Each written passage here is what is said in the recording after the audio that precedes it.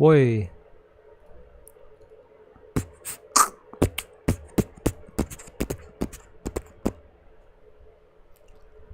Path of Exile, huh? I don't know, minion builds. I don't know. We're gonna do the minion build with the exploding minions. There's no other way. We're gonna do bing bing bong, bada bing bong bong.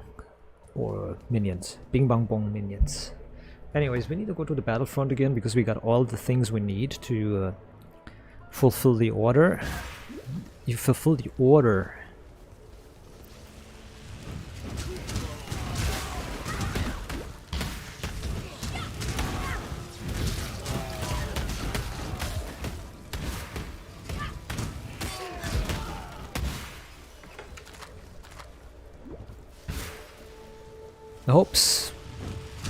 I hope Path of Exile 2, if it comes out ever, will have Raging Spirits.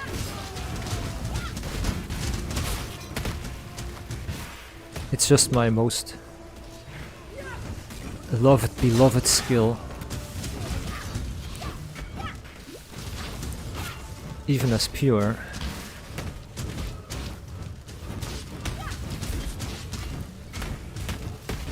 It takes a lot of positioning skill and a lot of decision-making skill to not die and everything. I'd love to see the insides of this spell. I can't abide housework.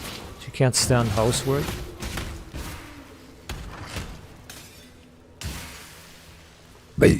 Uni.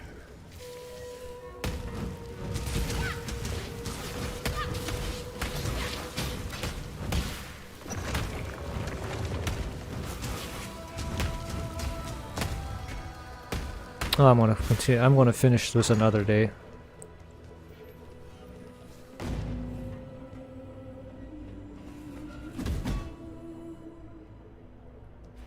I wanna see. Just make life complicated. I'm gonna do the labyrinth 3 levels under.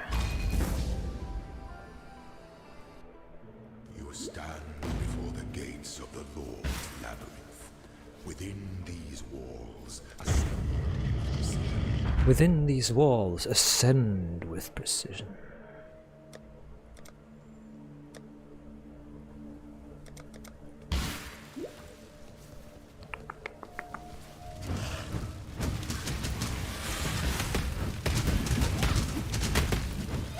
Boing.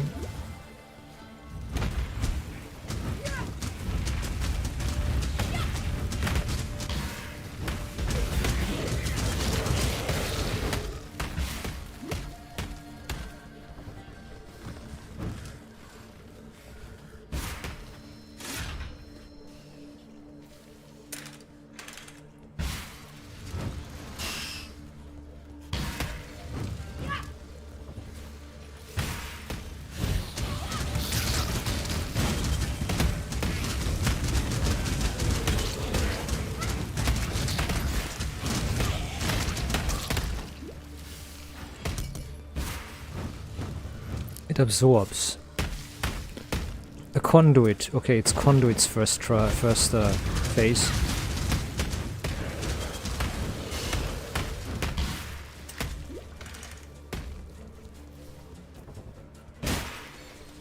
First phase is conduits. Conduit. Conduit. I don't know how to say it. When I'm ready, Vergele. and not before.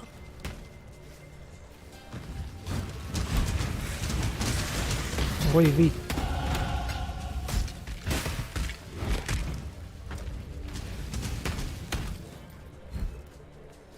Bing.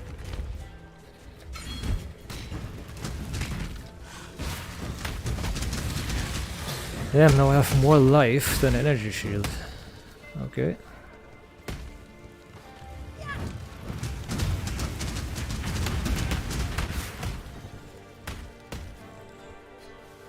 You stand before the gates of the Lord's labyrinth. The weary traveler draws close to the end of the path.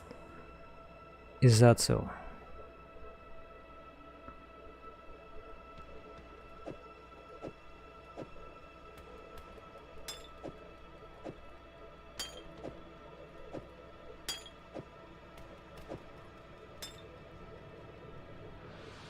I'll give this a try. Oh shit, I have no flask charges, I just noticed. I just tossed out all the flasks.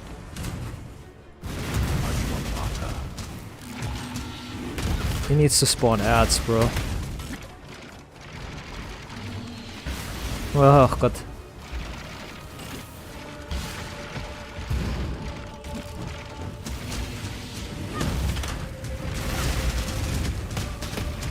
Can't hit me. Okay, now he did.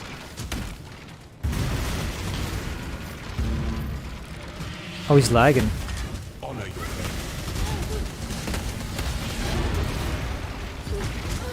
Oh fuck.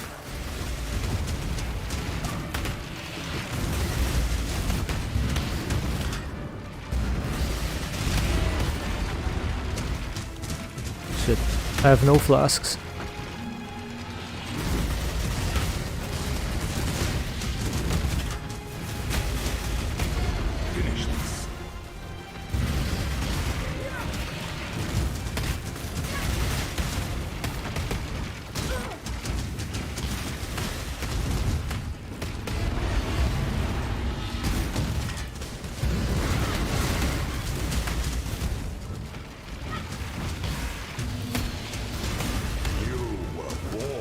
No buffs?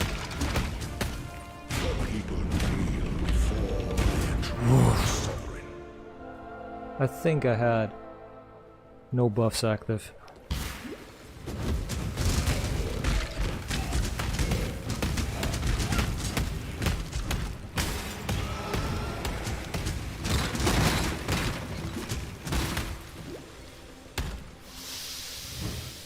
When I'm ready. And Elegantly foiled.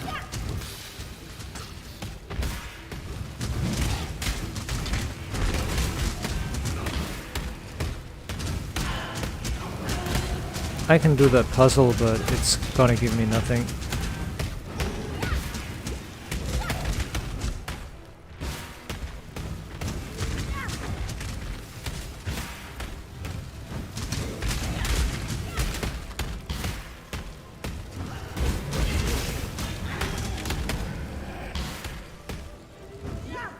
Feed the storm with savage intent.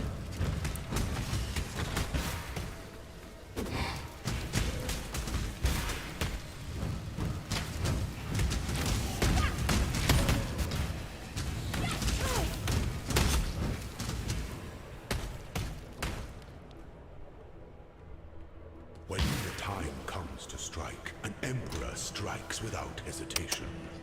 To entertain doubt is to slowness and strength. Oh, it's these fucking things. Okay, I see.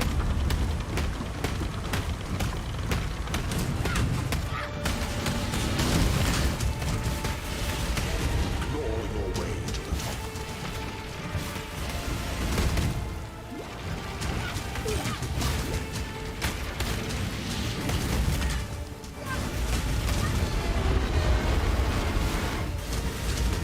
Ah shit, I can't do anything here. Damn it. She activated.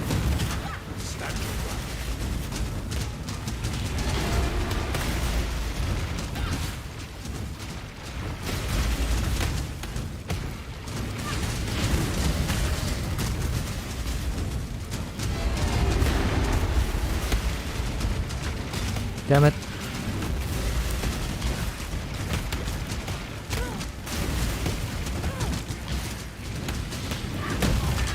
Yeah.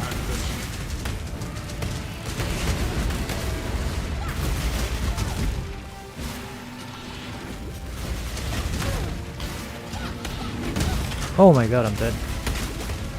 No charges.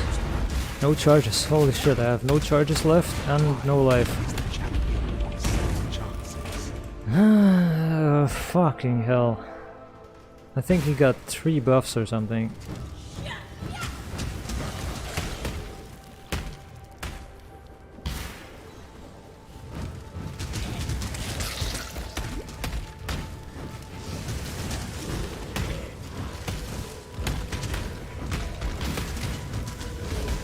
annoying.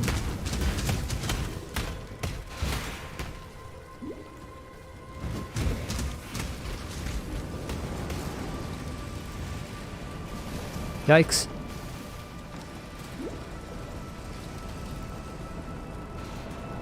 How much fire damage do you want? Yes. When I'm ready and not before. It's literally that meme.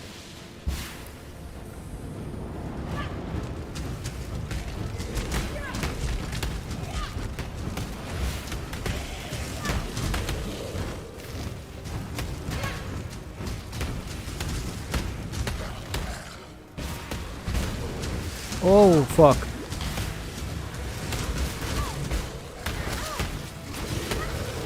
Okay, he's killing me.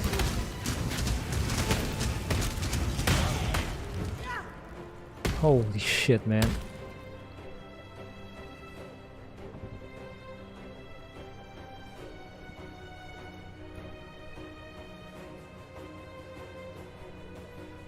God damn, he was killing me hard.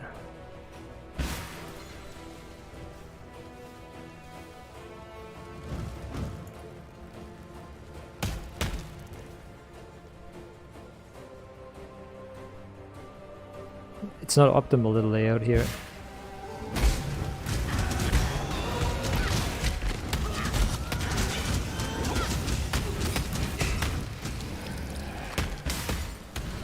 Oh fuck.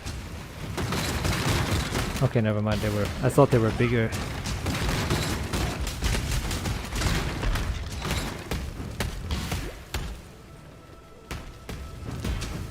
I blew a Batman away to the...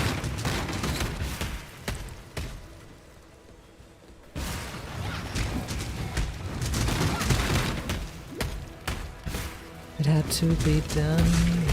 I blew a man away.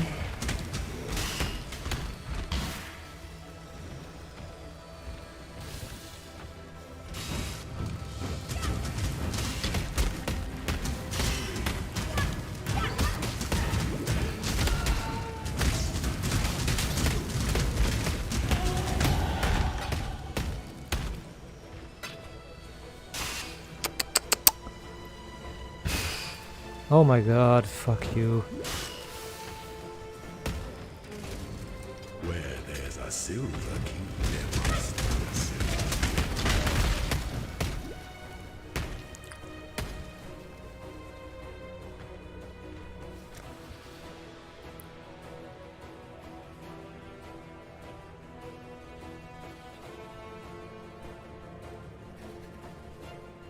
So...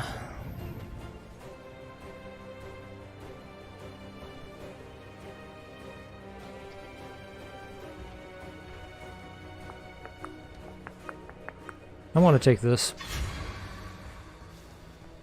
I took the mind over matter just simply because.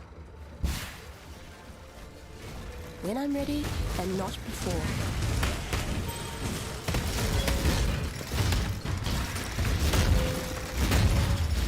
It's so much easier to tank if you have mana compared to life. And I need a little bit of damage reduction.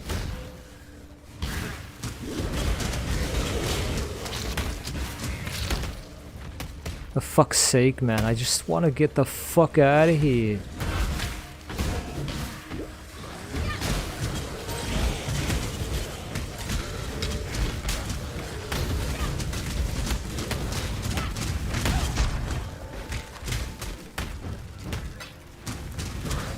It already regenerates a ton of mana, so that's fine.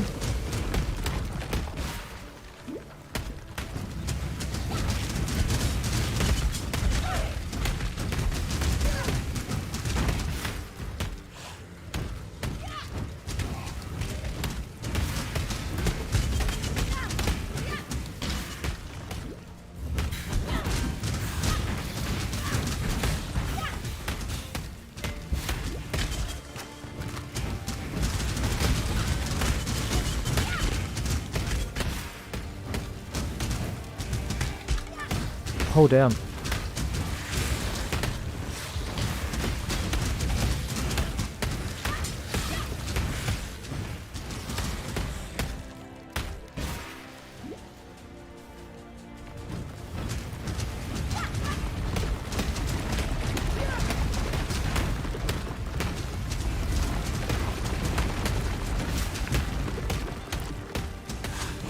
boing, boing, boing, boing, boing, boing.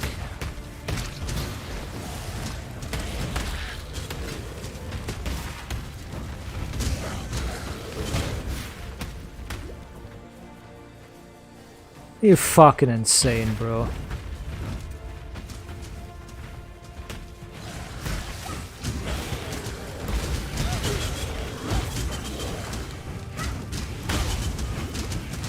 Need to get the fuck out of here. There's the trial. Holy shit, man.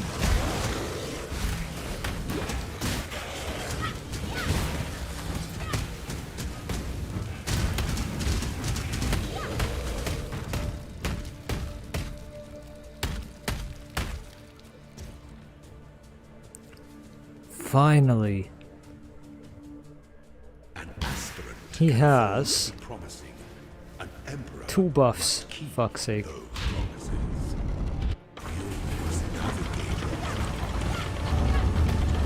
Well, at least I got...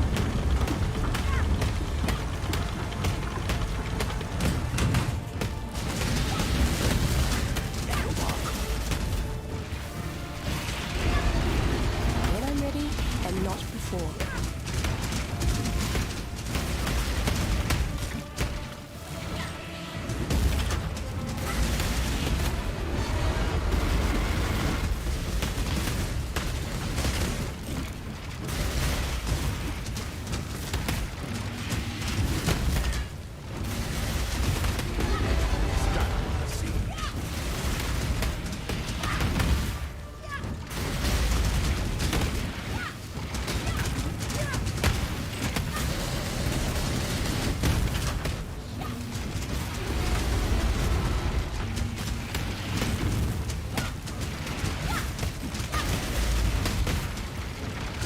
Easy. Tyranny is inescapable. Before your emperor, you are worthy. Before Wait. the goddess of justice, you are worthy. Receive our blessings, embrace our gifts, and rise ascendant. For this is the ending that we all deserve. Throw off the chains of fear Occultist. and embrace that which was forbidden. This used to have something.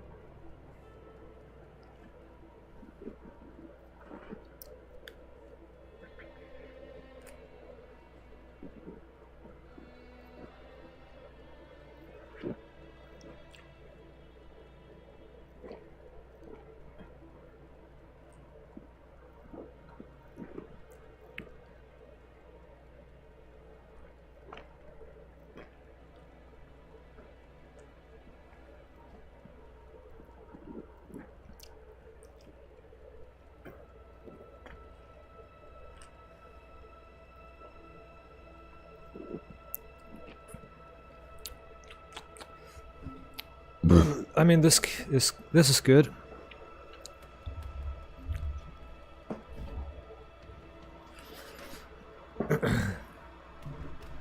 I mean, this is good.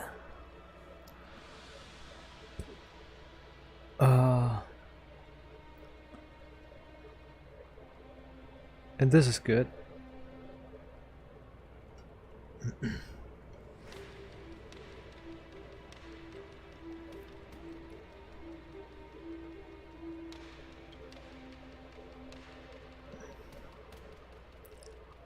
This is good for surviving. Embrace the serene power that is undead.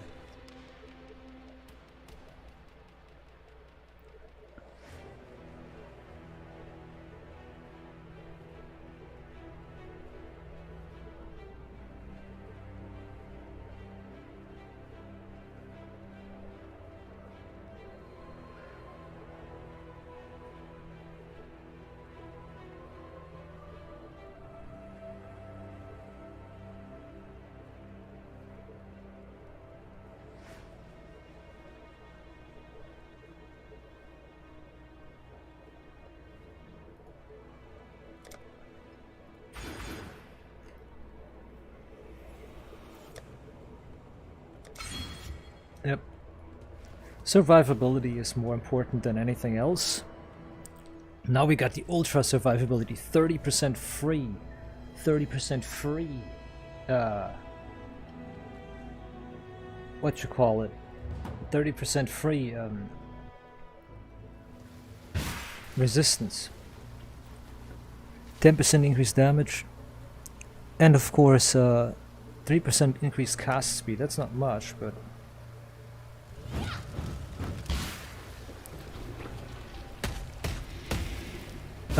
I didn't visit the gem. Oh no, I didn't visit.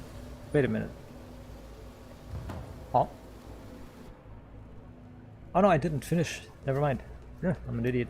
I didn't finish this.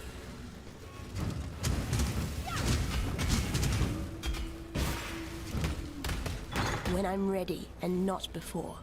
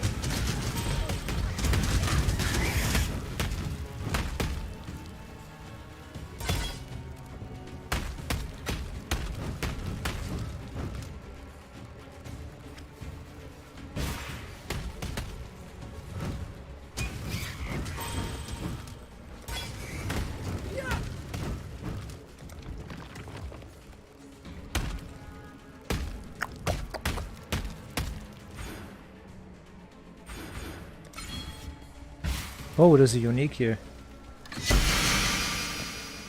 Wow, wow, wow. I mean, Sundance is okay, but...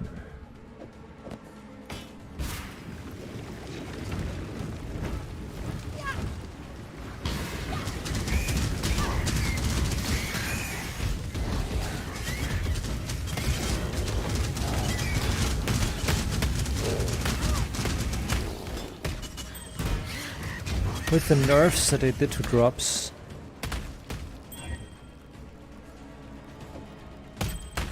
Magic find, look at that. Misc. 39 increased rarity of items found.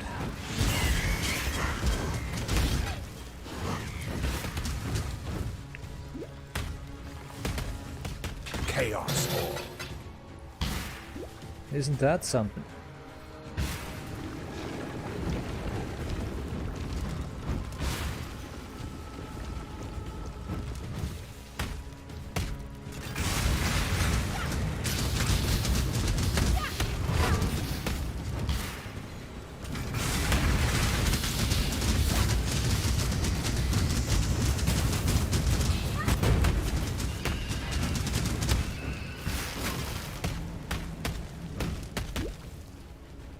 I do not understand my prison. Every time I attempt to leave the lake, I find myself instantly returning, as if I am making the choice to turn around and come back.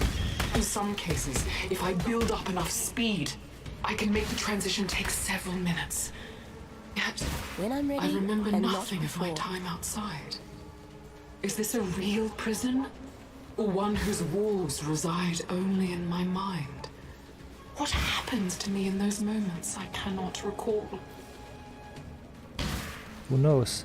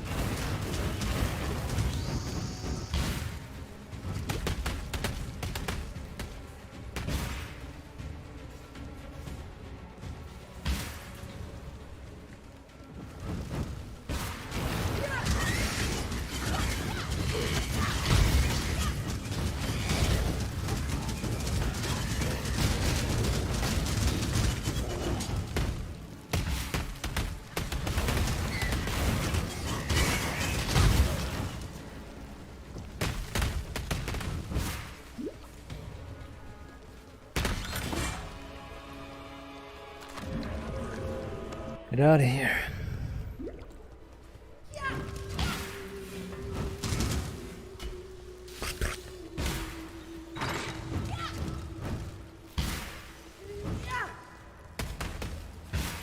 This is where I come from. What the hell? You just made me backtrack. Damn it.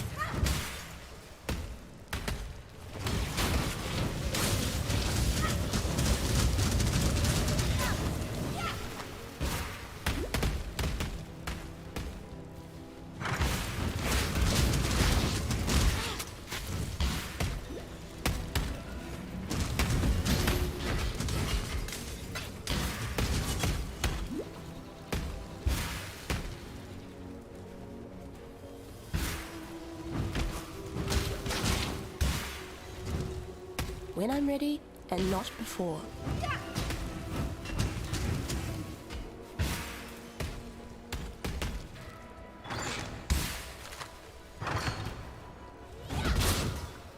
Come on, bro. What's going on here?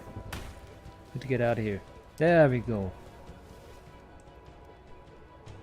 Transition into the basement.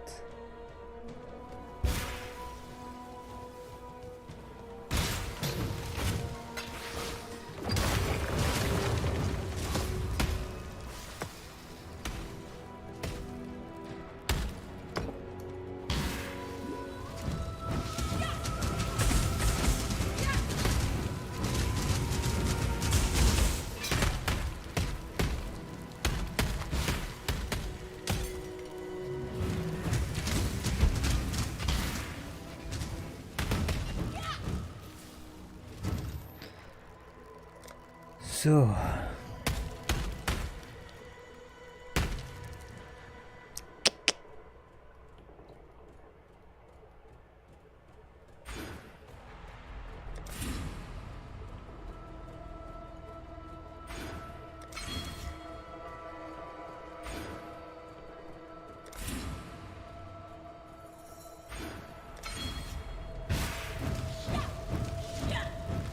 they need to explode a little bit faster. There we go.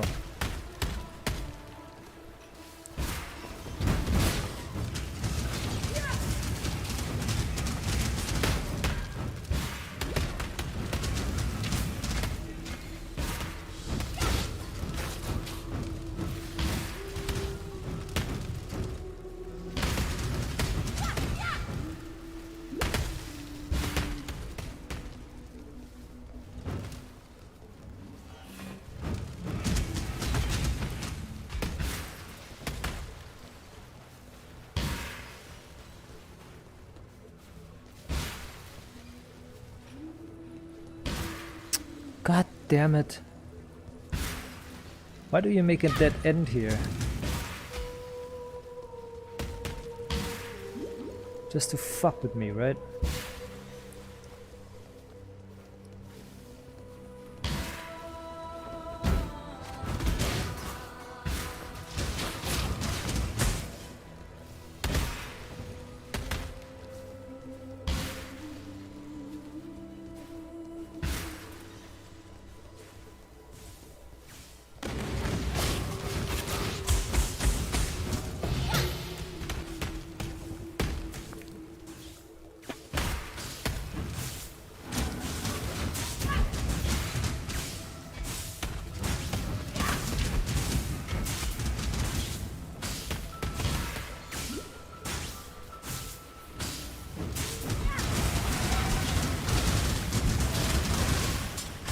But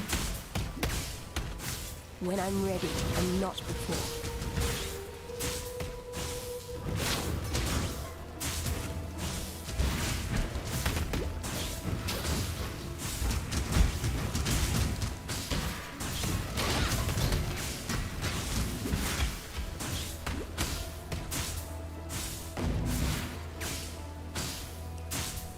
You are not a...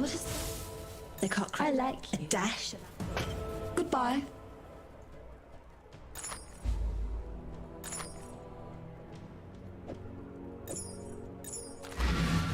But the trembling queen, she's impossible. Goodbye. Grigor is such a nice guy.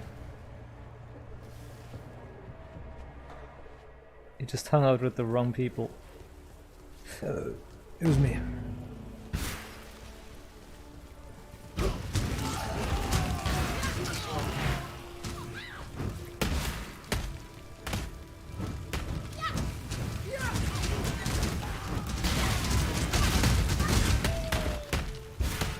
Oh.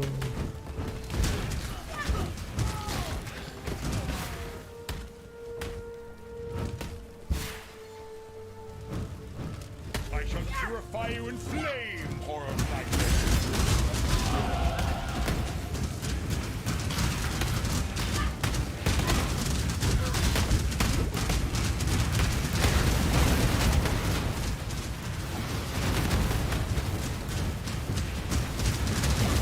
I fought for God.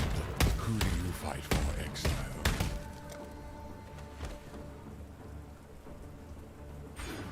You wanted me burned back in Audius Gravicius. That wasn't very nice.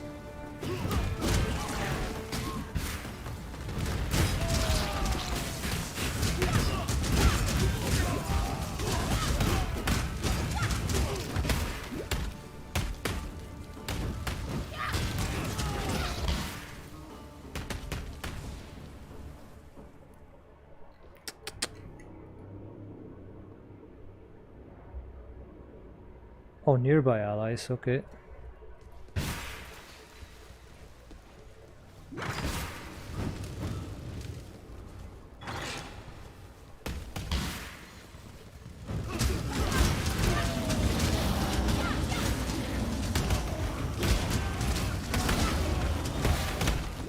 As soon as they stray away too far, they explode.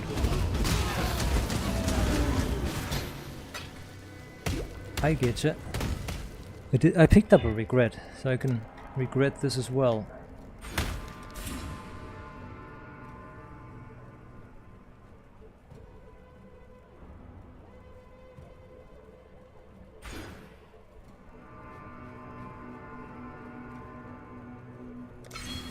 But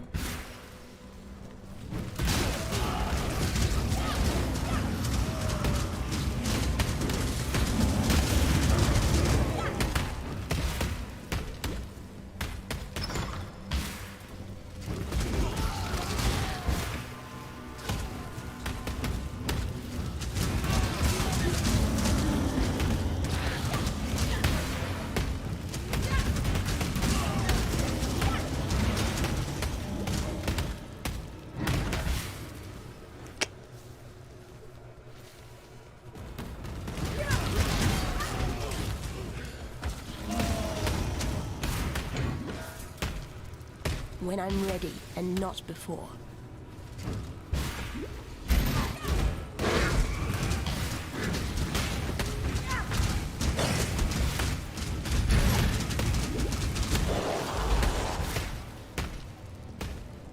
rest in peace, bro.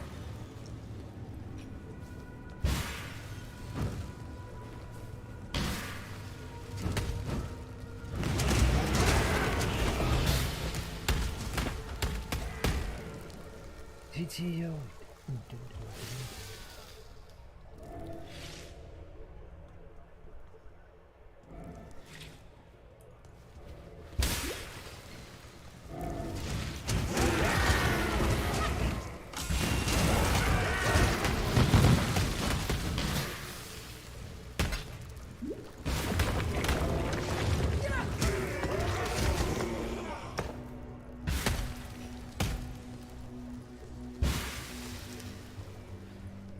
Without you.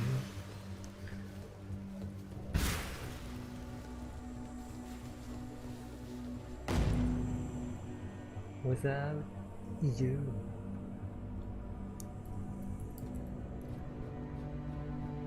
It's so amazing.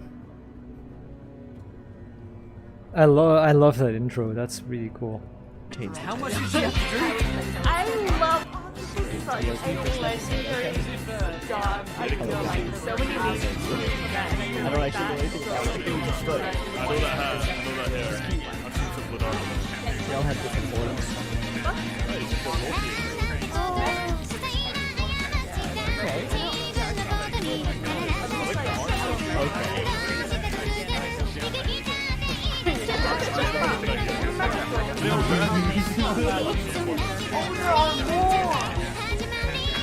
That was great.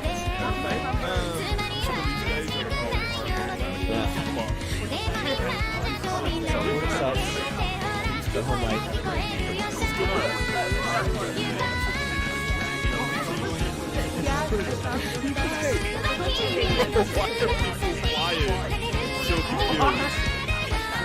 Are these no normal pistols or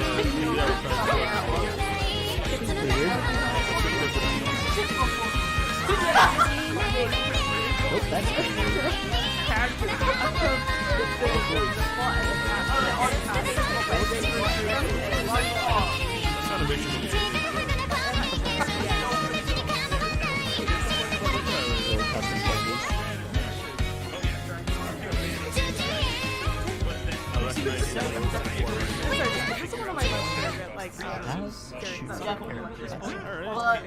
That's a cool opening, but one opening is even better.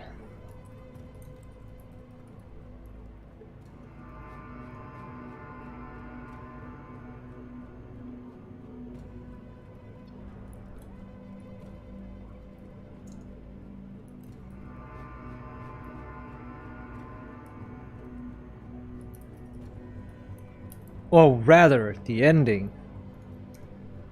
This is the best ending you've ever seen.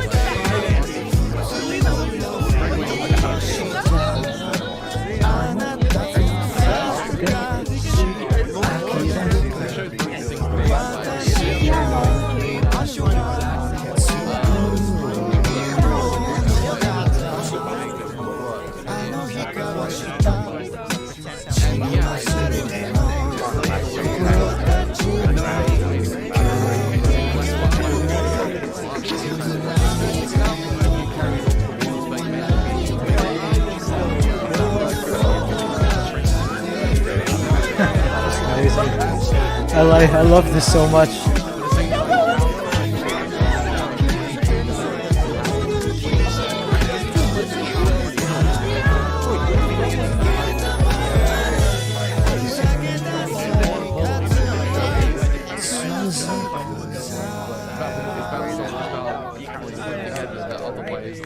It's amazing. That outro is just amazing.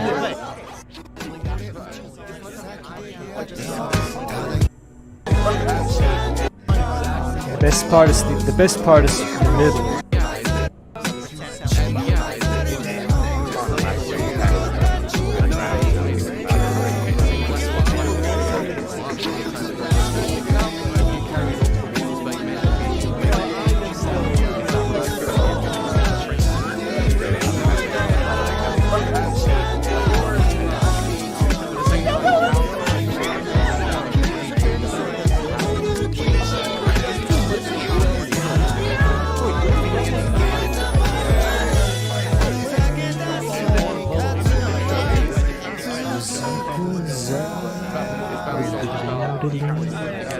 That's just amazing.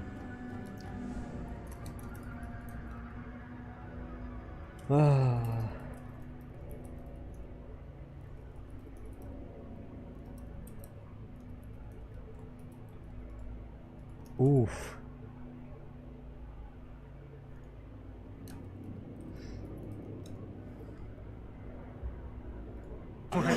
Of course, the food is bad. I mean, what do you expect, man? Prison food is always bad. And of course, the toilet sanitary is worse than any prison. Oh, that's I guess. amazing. So, I gotta say, you're hitting that street world, I guess. So, this should be fun, though. Wait, this is a new opening. Okay, this is a new opening. What the hell? I reckon yeah, this is a new opening. Very interesting to see. They made features around the street. I mean, I could be wrong though, but I feel like I didn't remember like hearing this stuff too from the previous two episodes. So, I mean, he's basically in the Disney Beast world. So, I mean, they're like just any human being, just like comes up with food. Hey, a bad job. Go fishing in the mud. Okay. It's amazing. Dude, you're fine. Dude, you're fine. Like, look at the animation, beautify. It looks amazing. The way they present things. It's just a little curvy sometimes. Photo power, of course. But that's still fantastic, I guess. Ooh, sure. Ooh, sensei. Bring out the title, man.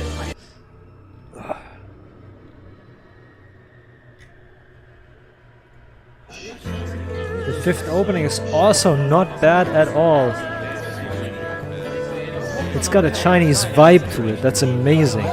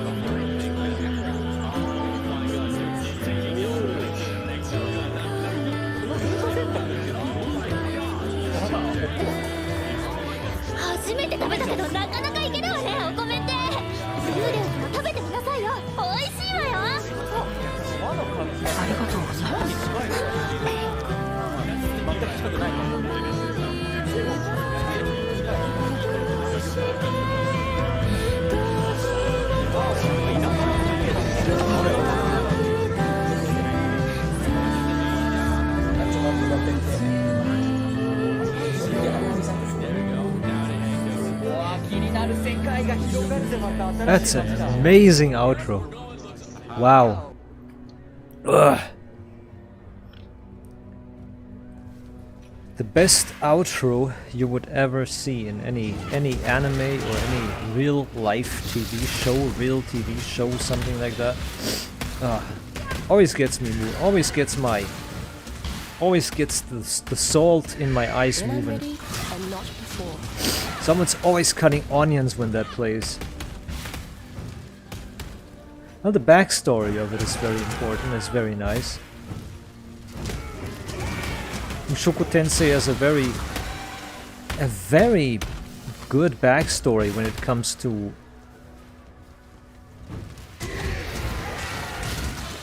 moments that make you cry, because there's like little pieces that are amazing.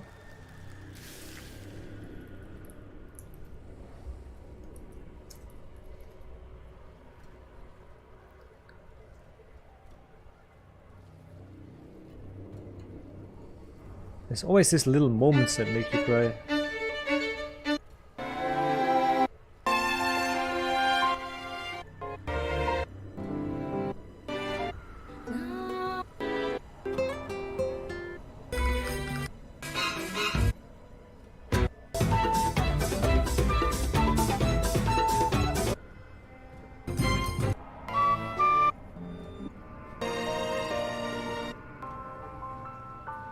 There it is.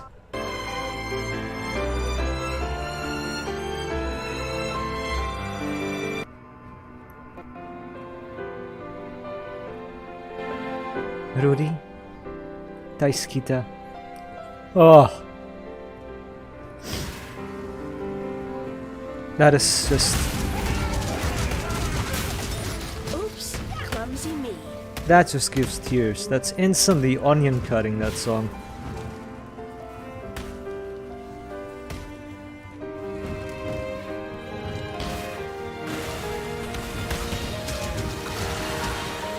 I mean, when his mother is like in that dream that she sends to him, in that dream that Zenith sends to Rudy.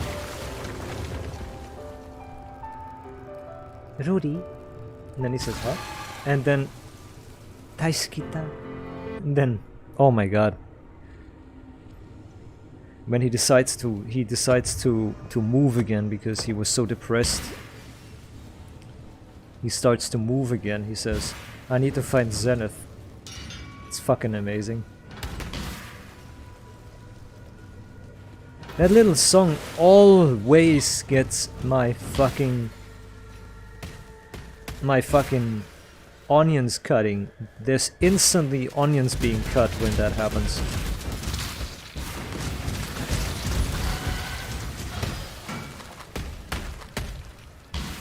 Well, it's simple. Rudy was a loser in his old life before he got reincarnated. He was basically a loser who was bullied, and his parents could only do so and so much, and he did not even feel any connection because he was hiding in this virtual world. I mean, his parents were being buried. There was the burying or the ceremony, the funeral ceremony for his parents, and he was at home jerking off. You see him basically implied, but you see that he is basically watching that anime porn and jerking off. You can see it implied, but you can see what's going on, or you can feel what's going on. And in this other reincarnated life, he gets sent a message by Zenith. Zenith, who is trapped in a crystal in Rapan, in the Labyrinth City. She's trapped in a crystal in the Labyrinth City, and she sends a message basically to him, so to say, because she can only communicate via telepathy. She's mute. She can't communicate in any other way. That's her curse, so to say, for surviving the mana catastrophe. So she's basically sending that dream to Rudy, and he wakes up and realizes, I have to find Zenith. He would have never, for his old family, even his old mother, he would have never gone through hell, but he goes through hell.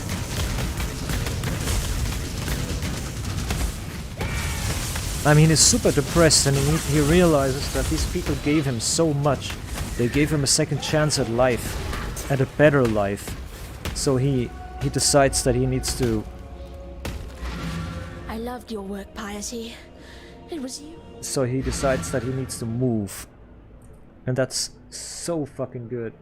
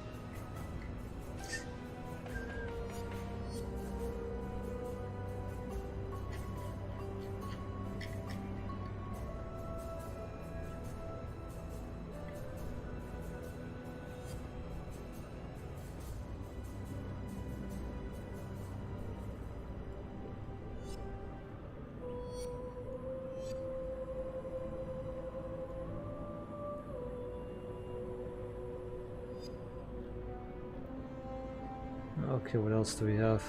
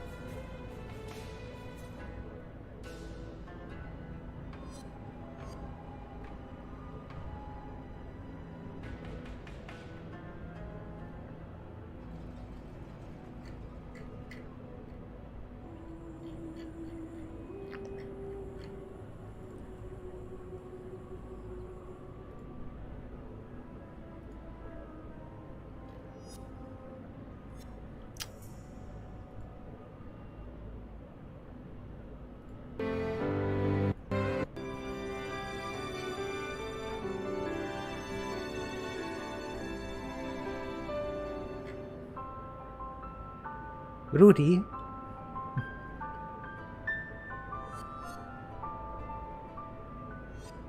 I love you. And then, boom, the end of the episode.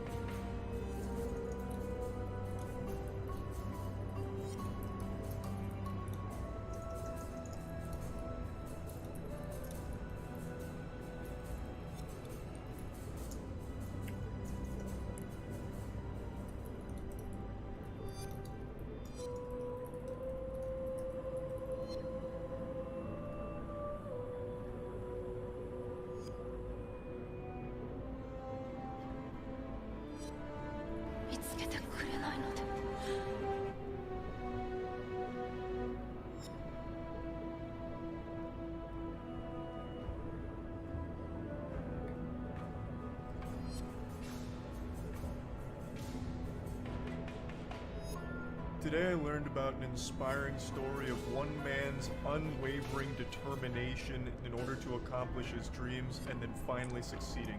It's a heartwarming, wholesome story that I'm excited to share with you, but it got me thinking about a deeper message. The value of hard work. As a YouTuber, I of course know a thing or two about back-breaking labor. Being an internet content creator is often considered one of the most physically demanding. Raise There Spectre. is nothing else. There is nothing else. Raise Spectres. Who uses Spectres? Fuck Spectres, man. Watch yourself. If a pure SRS doesn't work, then if a pure SRS doesn't work, then I question the motives of your game. Like once a year, maybe. I'm giving birth every day to a brand new YouTube video. So, you know, we don't need to get into the weeds of it. The point is, going out there, entering Turbo Mode plus Ultra and giving it 150%, just putting your best foot forward to work towards a dream is something beautiful. And for some reason, a lot of people these days are very defeatist, like, you know, kicking sand and saying it doesn't matter how hard I work, I want. There used to be an area of effect modifier for minions. Are you kidding me? That I say bah humbug. There's no more minion area of effect modifier? And the power of never giving up. So I want to make you believe. And why is that on the right? That used to be on the left, right? It's weird. I don't know how many of you have heard of his story, but it's pretty inspiring. You all are Josh weird. is a TikTok content creator who hatched an absurd idea a year ago. An idea so extreme people called him crazy. Said, this man's lost his marbles. He doesn't know his ass from his elbow. This is such a dumb idea. But you know what Josh said in response to that? Nothing. He put his head down and went on that Sigma male grind set and committed to the dream, the goal that he set for himself. You see, Josh now wanted to be a professional corpse. He came up with the idea of pretending to be dead every day for a year in the hopes that it would eventually land him a spot on a television show or movie as a dead body. And by golly, I'm happy to say Josh has done it. As God is my witness, Josh has pulled it off and has landed a role in a new CSI episode as a corpse. But let me walk you through the humble beginnings. It all started with a dream and a man who was brave enough to follow it. He lied face down in a small body of water as his dogs looked aimless and naked. Got a Time. Fan of peek behind the scenes. Resist asking Josh to play dead one more time. This is how I play dead. I'm never too big of a fan. Have it Jaws and he's bigger. Viral.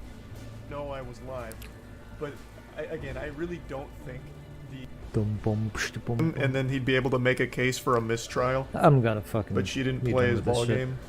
I just don't think he's that smart. Like I don't think he has the capacity to even come up with that plan. And not before.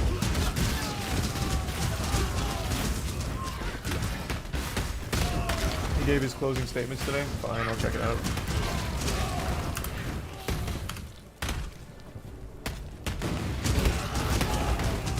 Rest in peace. Okay, I haven't seen this clip. With a title like that, I have to see this. Hold on. And then I'll see the closing statements. Put in writing, but I'll also give you this opportunity to verbally advise the court and make your requests. Do you have any requests as it relates to the jury instructions, sir? I would note he put 2 boxes right in front of where he's seated, so I can't. It's his fort. I would note he put 2 boxes right in front of where he's seated, so I can't. It's his fort. See his face. I see his jacket is off. I can see the outline of his arms. And I can see Okay, for people that don't know, I'll bring everyone up to speed. This guy is an absolute goofball, but what he's done is anything but goofy. This is the guy that ran his car through the Christmas parade and killed, I think it was 6 people. He's representing himself at the trial right now. Oh, yeah, it even says right here, killing 6. the jacket on the back of his chair. He is unmuted. I've confirmed previously regarding the audio working, and I will just ask him a second time, sir, do you have any requests as relates to the draft packet of When was this? There be any additions, Last corrections, December, I edits, think. or deletions?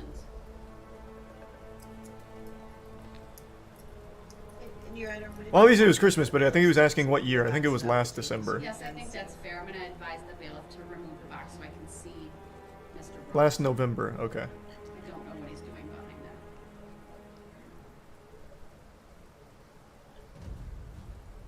He has quieted down. I haven't heard him in a while.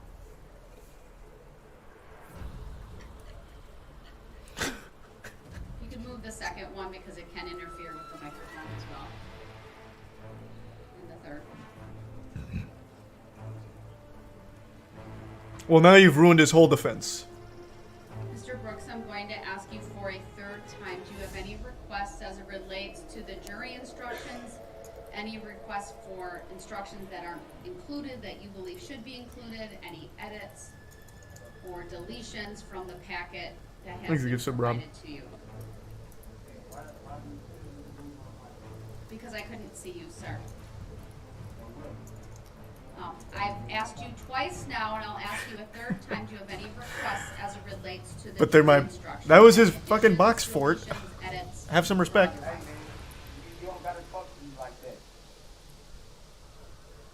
you have any requests related to the jury instructions, sir? Yeah, I got a request. It ain't like they gonna do honors though. As it relates to the jury instructions, sir, what are your... I heard what the hell you said, man. Jesus Mr. Christ. Brooks, that was very disrespectful. For what anyone that doesn't keep up, and admittedly I haven't watched this whole thing top to bottom, I've only seen the clips. His tactic is yell at the judge as much as possible, hoping that she'll snap it back at him, but she just treats him like an actual baby. Just, hey, that wasn't nice. Can you use your inside voice? Okay, I don't really want to go down this road. Can you stop? Why are you so mad? Please? this is silly. Just all she gives him.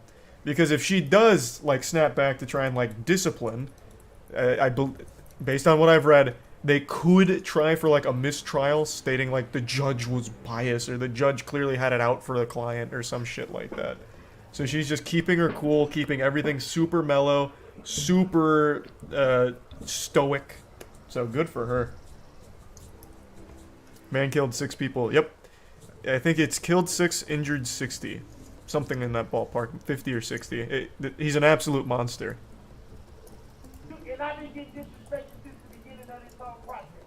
Let's give some rage. In the tier 1 rage. The Prime Dante. Mr. Brooks, do you Tier have 1 any requests? Ortiz. Do you have any requests as it relates to the jury instructions?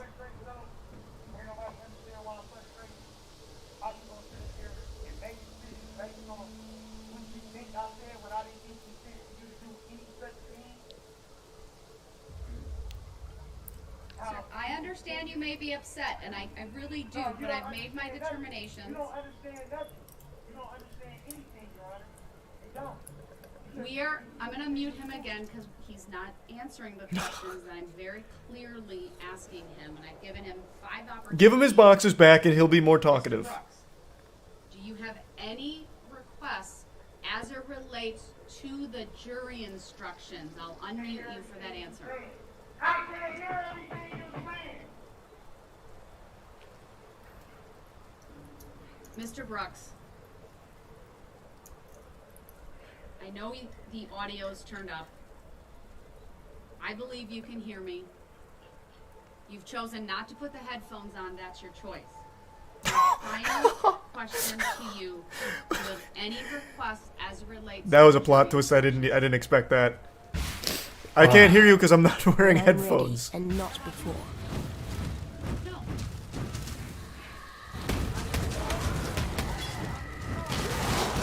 I can't hear you, Your Honors. I'm not wearing my headphones, so I can't hear you, bro. Can you speak up? This Daryl Brooks trial was like a whole mess. Oh, they did. That was the problem. I believe they took them away previously because you were so agitated. They were perhaps afraid you might break them. I'm still agitated. I ain't gonna stop being agitated. This guy's like so unhinged.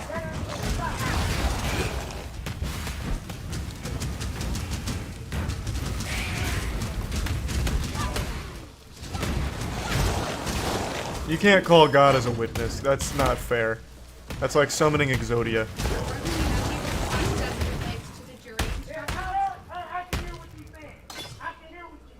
You just told me you didn't. So which one is it?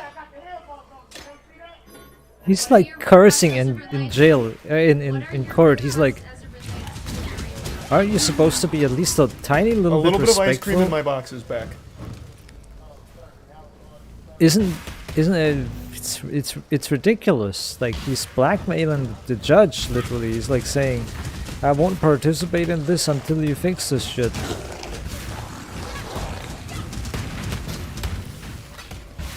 That whole trial was like, if I was in his position, the time that passes to me would just feel like nothing. Like time passes, but it has no value, like nothing, no subsistence or anything. The only question that gets asked in the whole 20 minutes here.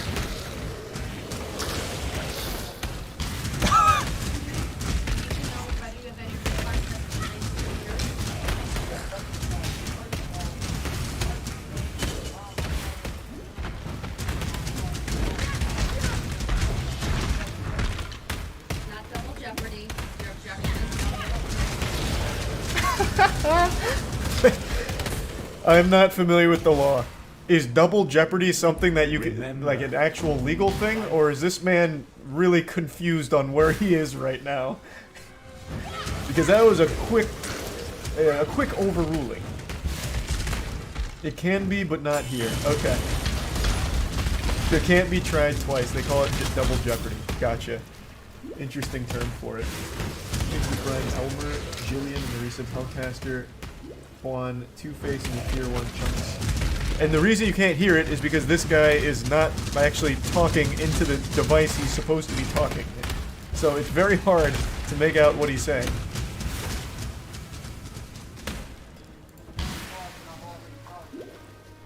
When I'm ready, and not before.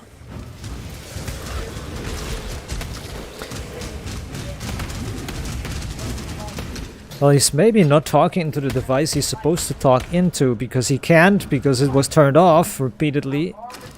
Because the judge was penalizing him for cursing and everything. Duh, Charlie.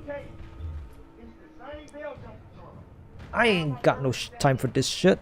Sir, I'm not going to provide a legal explanation other than to say I've reviewed that. Your objection is noted, but the jury will be instructed regarding the bail jumping.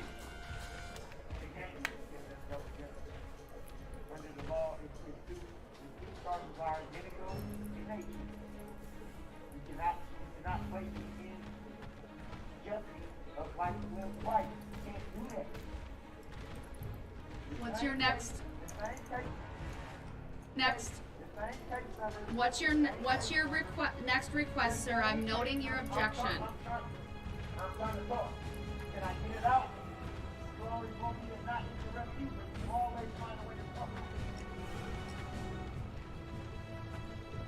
I understand your position. I'm saying it's overruled. Well, you're not hearing the epilogue here. He's about to overrule your overruling if you give him a moment.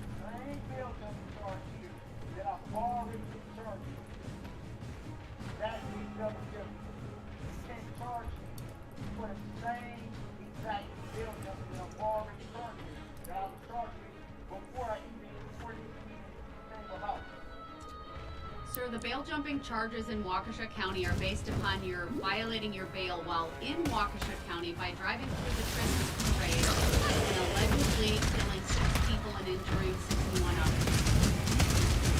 That's the distinction.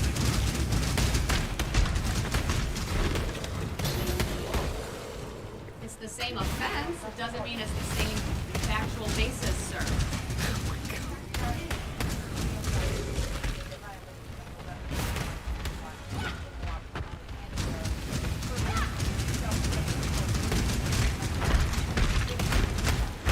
I wanted the judge to ask him constantly, are you mentally retarded, sir?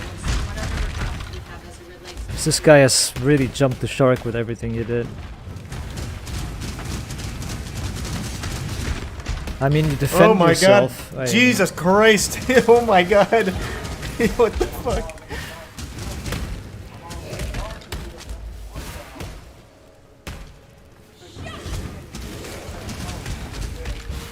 I mean, he rejected everything, so...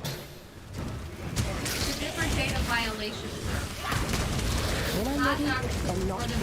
He's in Ladybug, the Prime Slay. Hold on, I gotta skip around. There's no way we stay on this for 20 minutes. No way.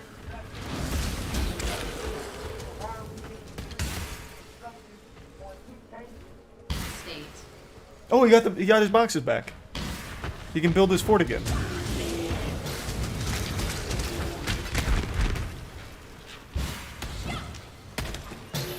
The funny or ridiculous thing is he actually does build a box fort.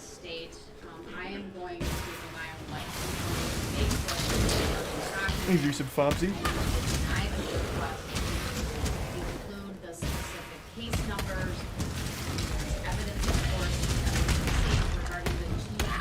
Turn the other cheek. Give him a couple extra boxes. Yeah, they should have given him more boxes to build a box fort with. I would have, if I was the judge, I would have ruled. What's in the boxes? He's representing himself, so it's probably just a bunch of like legal books and shit.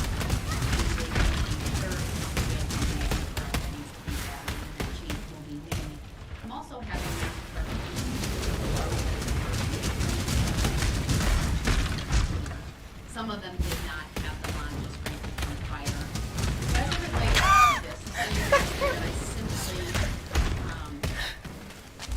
He's vanished, Your Honor. The box ghost has claimed him. and not include that second paragraph. I had previously advised the jury with another paragraph that This is so eerily similar to that case I've told you guys about multiple times, and I keep forgetting who it was, but it was a man who had killed his girlfriend, and I believe it was the boy, his son, testified against him, giving the details, and he's like, no, no, no, no, you guys are all wrong. I did kill her, but not where you said I killed her. So if you're gonna tell the story, you're gonna tell it right in front of the whole court. That shit was wild.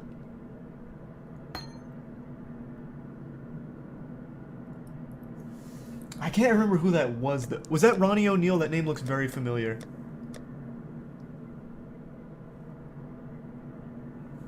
Thanks, Resub, Toad, and Jacobs. Yep, that was another person who represented himself. Somehow, the people that represent themselves are the dumbest people of all time. That's weird, right? That's weird how that works. I even just voice cracked at how strange that was. You would think if you're representing yourself, you're like a super intellectual being, but I mean, I don't know. Not a great track record. So weird. Ace the bitch ship.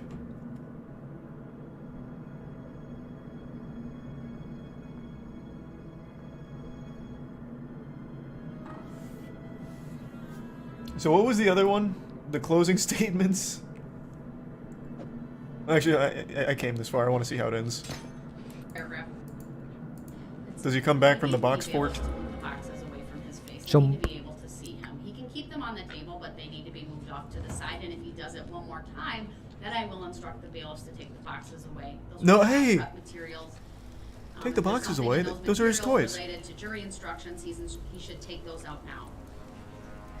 Otherwise, they need to be moved away from the microphones and away from blocking his face.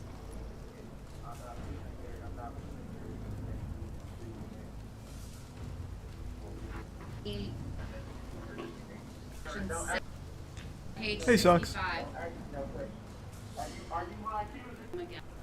For this, I'm very curious. Everyone I've seen represent themselves, at the very least, tries to play ball, like the guy who openly admits to murdering his girlfriend and correcting the people on where he murdered her. But this guy just straight up doesn't do anything. He just builds box forts.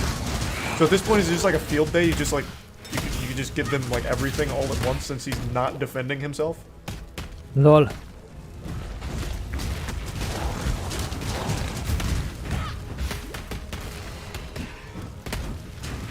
Thanks for the gift, said Sweet Hand.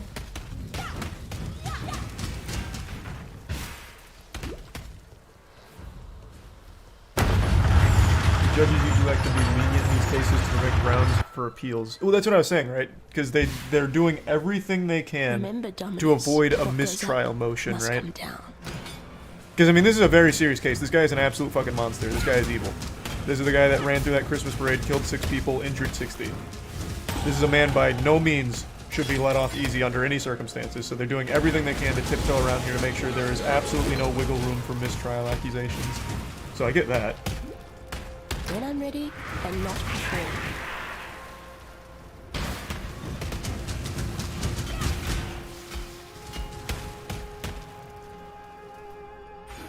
Imagine the judge flips out at him. So any question she asks, she can answer for him if he refuses, and doing it all herself means there's even less chance of an appeal.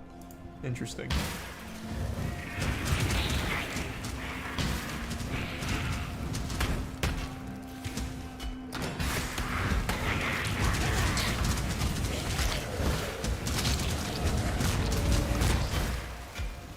No, this guy's not trying for insanity. People keep saying that. He's just that dumb.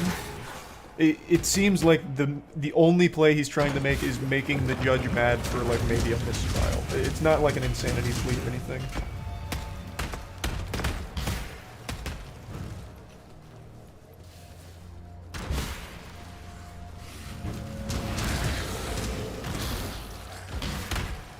But even if he tries to go for insanity, you know what happens? He's gonna be locked up in an institution for the rest of his life. That's not really better than being in jail. Sweet hand. At least in jail you don't get fed experimental medication and shit. But in a mental institution they constantly feed you they're legally allowed to constantly feed you experimental medication if they have some to test. Alright, fine. Basically. We'll do a couple more clips. Yeah, from this him. stuff is tested and it works. Yeah, I've you can only take seen a it. It'll few. I help haven't with your seen him do psychosis, the and then examinations.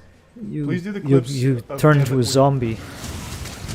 That's how Alright, that goes. fine. We'll do a couple more clips from him. I've only seen a few. I haven't seen him do the examinations. Please do the clips of him with his own witness. Okay. What?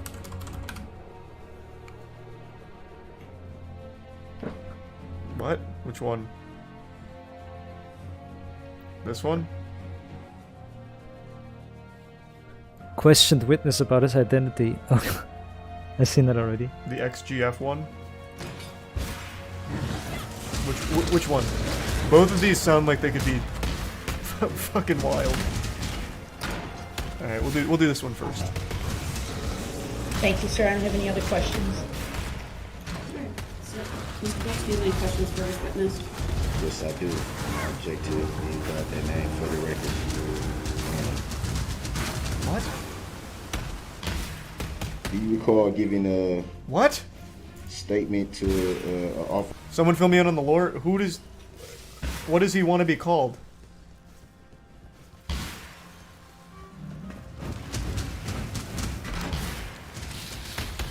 When I'm ready, He's claiming and his not name before. isn't Daryl Brooks. Oh my god, how did I miss all of this shit? I've only seen some of the clips. I had no clue. What? He thinks it's a loophole. We've seen this before on Court Cam.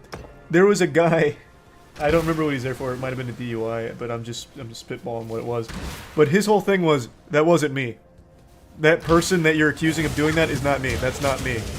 And then they asked what his name was, and he's like, it's not that.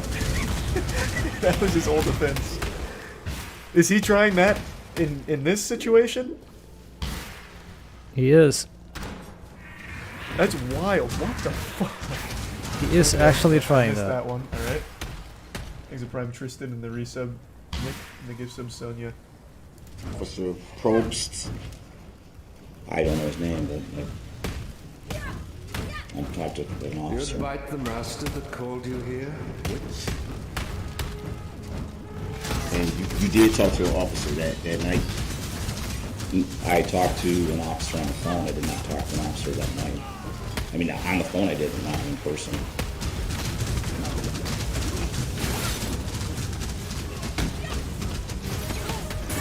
Okay, interesting. So it was a conversation on the non-emergency line. Would that be fair to say? It was on the non-emergency line. And I actually confirmed it after I called to make sure I was on the non-emergency line.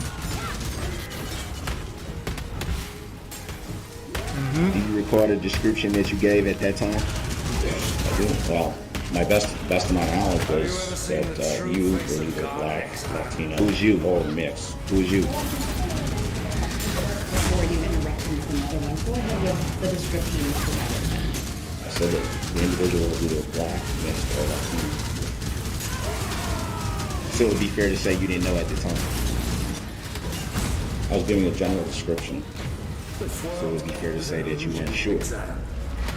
I was positive that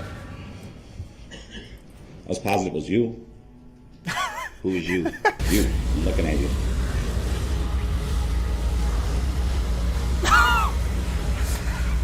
I'll make note of that. So how did you come to that conclusion? That You sure? You conclusion. I'm looking at you. How did you come to that conclusion? What conclusion? You restate the question.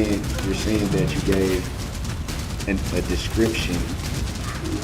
Alright, fine. Chat keeps pointing it out. I will also bring attention to it. This man's hairline is fucked up. It looks like the bat signal. Fine. We can get it out of the way now. Alright? And now let's move on.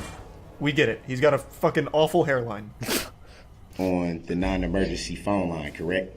Don't die. It was on a non-emergency That line. water just reeks So it of would be fair to say at that time, Let's see where it comes from. you had no name or knowledge of who the person was in your backyard. Would that be fair to say? I had no idea who you were. And so how can you say how can you say you then if you had no idea? I'm looking at you. You were the guy. And how did you come to that conclusion? Where you and I were standing in the same yard looking at each other.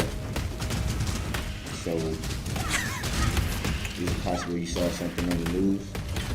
No, I had no idea who you were. I'll make note. Do you recall giving a description of approximately 5'9" and 160 pounds? Yeah, something like that. You took cream and Bob and Something like that. Nintendo, Would that be Toaster, accurate? and Toad. I didn't have a tape measure out. It was just a guesstimate. Would it be fair to say that since you keep identifying me as you, would it be fair to say that I'm not 5'9" or 160 pounds? Do you have your shoes on or off right now? Would it be fair to say that I'm not 5'9" and 160 pounds? If you take your shoes off and step out of them, it could have a better do that, but if you're able to answer the question, do you agree? I'd have to be standing next to him. That's what I make my judgment from. We were about 2 feet from each other. Does it look like I'm 5'9"?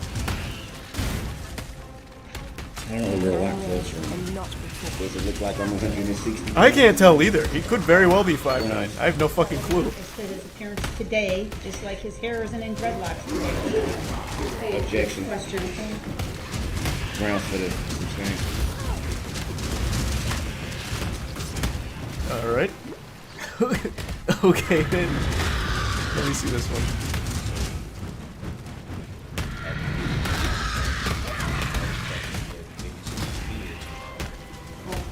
Based on the groupings that you gave to the state, it sounds like we got through only one from each kind of category. That so we'll go back to the first would have been Thursday morning. Yeah, he's defending himself. The rest of Thursday morning. The hell is this going on? Correct. And so let's do Thursday morning and Thursday afternoon. The people you designated, I'm going to direct the state to have here tomorrow morning. That's 4 witnesses. Whatever order of those 4. It's actually trying to fool the justice system. It's crazy. Based on your original list. And then, how many does that leave? Because That's what I'm trying to doing figure out. good with math this 4. late in the day. 4, so 4 in the afternoon then. So our hope is to get through all your witnesses. I can't say this tomorrow. For the record. One witness I intend to call tomorrow is not going to be 35 minutes. Fair enough. Do you plan to call that person in the morning or the afternoon? I'll call him right now. I'm leaning towards the afternoon. That could change depending on the flow of the morning, I would guess. 1 o'clock Let me tomorrow. skip around. So we need to be mindful of people's schedules. Thank you. We'll have everyone else here at That's 8:30. interesting because what if that was not who I was referring to? Then you need to tell me right now so I can make an alteration to that. Come on, Judge. Sir, we're at the end of the 3rd week of trial. So I can we need at to least keep be this fair? moving Can we along. at least be fair and say that's not due to me though? That would not be fair to say. How? It's how? The state said that they needed 5 to 7 business days to present their case. Did they or did they not say that on the record? And there's So how it doesn't did matter how we got there at this point. I don't even know My where job we're is at. to get all the Oh witnesses my God. done. So does he get his What is this ex-girlfriend shit? here? I'm directing the state to have Miss Patterson come tomorrow afternoon. If that's and the what I other was referring witnesses, to, which I wasn't, but everybody think they know what I'm thinking. then you need to tell them if it's someone else, and if you want her here in the morning. I'll then say that- this. Everybody that was here today that didn't get called, I have them here tomorrow. So that'd be 1, 2, 3, 4, 5 people. What? And you need to tell me. who Look you up the want in stare morning, down. Well, that's not by the order, that's who the you clip want for the I afternoon. know the best. Otherwise, I'm about gonna the make whole order asking that him otherwise I'm about gonna the make whole order asking that him I a just question made. thing. No, how you gonna make the order for me? Under 906.11, sir. No, you can't. I can call. I have the right to call them in the order that the state didn't have to. Go where have you an are order. needed. And I'm guessing No, but the Correct me state's if I'm wrong, but helping I'm- you out in terms of the order. They were helping me out with serving. And this- they're Eggs helping of prime you. flame and the Risa Bisquillo, So the order Hentai, of how I Prosciutto, would call the Chief, witnesses, but the subpoenas. and Wayne. And I gave the state. Do you want to be responsible for calling each person tonight and telling them what time they need to be here? Or should we let the state do that? Jesus Christ, does he get his girlfriend there or not? No, the trial ends tomorrow. So now I'm catching up. Oh, here we go. I will be advising. This is 58 minutes. To have the jurors brought out. He's crazy. That guy's lost his marbles for sure. How do I keep ending up in such lovely places? Declined to do so. Your objection is noted. Is the audio on? Your objection is noted for the record. Is the audio on? Yes, it's on, sir. What do you mean is the audio on? So we're not going to address subject matter jurisdiction that has yet to be proven. 2 times speed it? For the record, I have addressed it. No, you haven't And proven it there's for a the written. record. And your objection is noted for the record. Proven subject matter jurisdiction for the record. And I proven it. Hold on, I'm just trying to see maybe like important timestamps.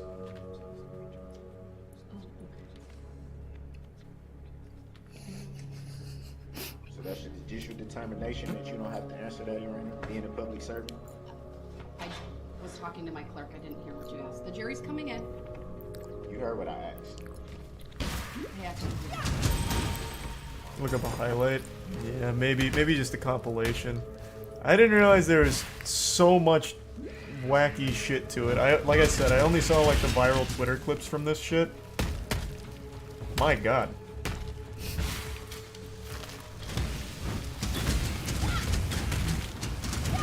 Elusive Saint. He thinks he's Saul. I don't even think he thinks he's Saul though, because he's not actually playing ball. He's just refusing to participate. That's the opposite of Saul.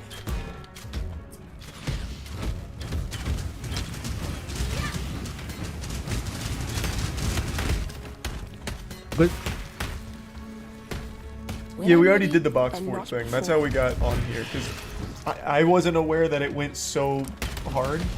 But yeah, the box fort convinced me that this is wackier than I thought it was going to be. The case isn't, by the way. Again, the case is anything but that. Dude's a complete menace. But Christ, this trial is wild. This is day 1. Mr. Brooks, you just interrupted me within a minute of us starting this case here today. I'm asking you to respectfully not interrupt me. That's the second time, so I can go through the list of things that I need to get through this morning. The trial for Daryl Brooks, the man accused of driving through the Waukesha Christmas parade last year, killing 6 people, begins, and Brooks is representing himself as a sovereign citizen. Wow. Okay, so he's going for the sovereign citizen card. I think this is just a theory. I think this whole sovereign citizen thing was started by 4chan as a joke. Kind of like that whole thing with like JFK Jr.'s been revived and he's announcing his presidency, just go wait here for a month.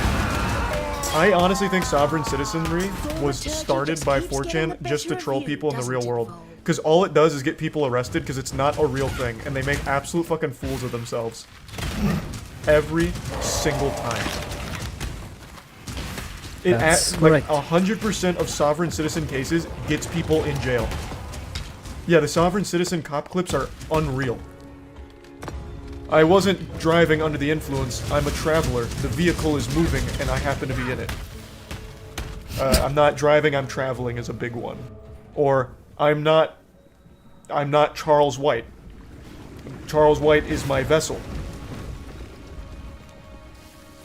Or, yep, we're not in America, is another big one.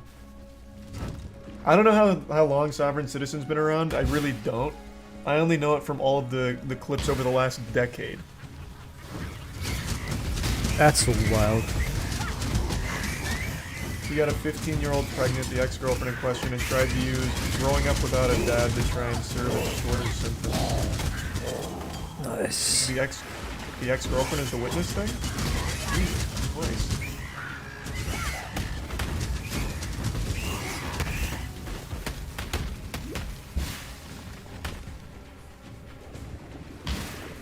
I love this. The big thing today was telling the jury that they can nullify any law. Hold on, let me check the day one and stuff real quick to get fully caught up. And welcome to Law and Crime Sidebar Time. Daryl Brooks faces 76 counts. Waukesha County, 6 of those counts are intentional homicide. We're looking at the top moments of the Brooks trial so far, with opening statements beginning Thursday. The day started with Waukesha County Judge Jennifer Doro asking Brooks to put on a suit. It is your choice, though. Are you willing to go back to your cell and put on your suit? It is my right to do so or to not do so. And at this point, Your Honor, who doesn't know that I'm in custody? Mr. Brooks, I've had many trials with individuals who are in custody, and when I've talked to the jurors after the conclusion of the case, they have no idea. Life is short. Jesus Christ. Doing everything to like teach him how to defend himself. To shield jurors from the fact that you are in custody. I need more money. But also, you being in a suit and a tie with other street clothing. Here, I'll go ahead and spoil this because I already know what's coming. One of the main reasons they do it is for appearances. It shows like a level of professionalism and things come across more genuine. For example, like if you're giving some kind of emotional statement, the more well-dressed and well-kept you are, the better received it is by the jury, stuff like that. It just brings like a level of like humanity to it. I think also lends to the dignity of the proceedings. This is a trial. Again, it is your choice. Are you willing to go back to your cell and be dressed in the street clothes that you previously appeared in? With all due respect, I do not agree with that assessment whatsoever. There's no possible way that anybody does not know that I am in custody. I think that's a well-known fact. It's reported on every day in the media. It's shown every day on the news. Where I am, what jail I'm housed in, that I'm in custody. It's virtually impossible for anybody to not know that I'm in custody. And joining me to discuss this is Bernarda Villalona. She is a We don't even need like a discussion. Like he's an idiot. We get it. He's dumb. Because usually that's the very basic in every trial, in every case where the defendant, number one, they take into account is I must be professionally dressed so a jury can watch me and be able to judge me fairly because of one, the clothes that I have on. My first appearances are the most important. Let's take a look at another situation where the judge obviously got frustrated with Brooks. Or interruptions. We'll be off the record while we do that. I don't agree to a stop where I move for a motion that contract that I'm not consenting.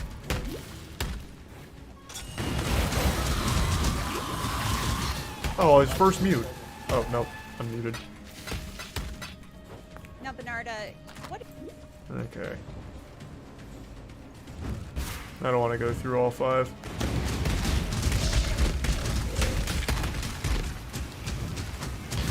He starts laughing during a witness testimony.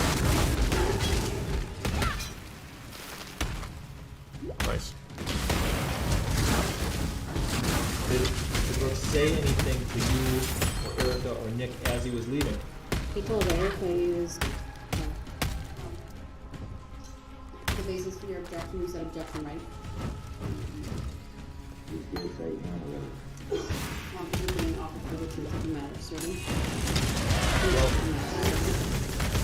Well, it's a statement by a party opponent, so it's not... Oh, it's his statement, sorry. I think I misheard what she said. All right. The objection is overruled. If it's, she may testify as to words that you spoke on this occasion. He told Are we Erica done? that he was gonna find her and he was gonna... Chaos. Will we pull up Exhibit 5 for the witness, please? Interesting.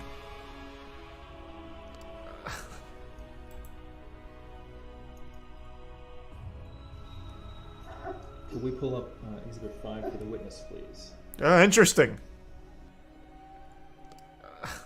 He's like laughing at the witness. All right. Okay. He's resub Andy, Martian, Rattlesnake, and the Prime French. Yeah, they took his rap video down, didn't they? I don't think that's up anymore. Oh, never mind. They put it back. They played it during the trial. When I'm ready, and not before. That should be another criminal charge. It's trash. It's fucking trash. Wait a minute, is that the sound it makes? We're going to play it in its entirety, but without volume, Your Honor. All right, thank you. Oh, that probably isn't even standard procedure. The music was just so bad, they're like, we're gonna do everyone a favor and mute it. I object to that. I would like to make an offer of proof of my appeal. We'll do that outside. I object. I want to hear my music. My shit's fire. Your Honor, I have all the exhibits they were provided. Mr. Brooks, I'll take that up. Along with the other commissions I still need to address. But how can you play something that's not, that I didn't? Mr. Brooks, I'll take that up outside the presence of the jury. This Your is objections are mind-boggling. noted. This is It's mind-boggling. overruled. Mind-boggling. I love the way he acts as if he's some kind of seasoned lawyer. My god. In all my 30 years of practicing law, I've never seen something like this. This is... what a circus of a trial. Back to Double Jeopardy.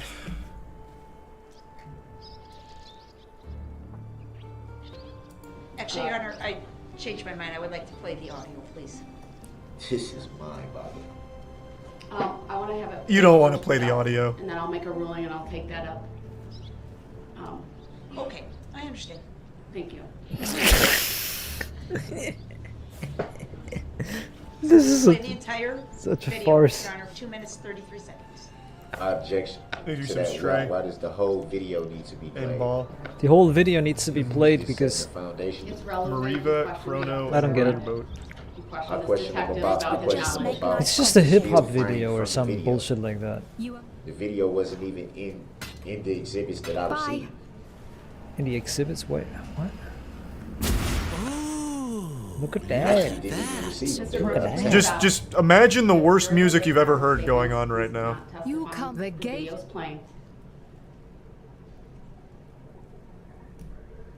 For anyone that's wondering why this is relevant, it's not just to insult him for how awful he is at music.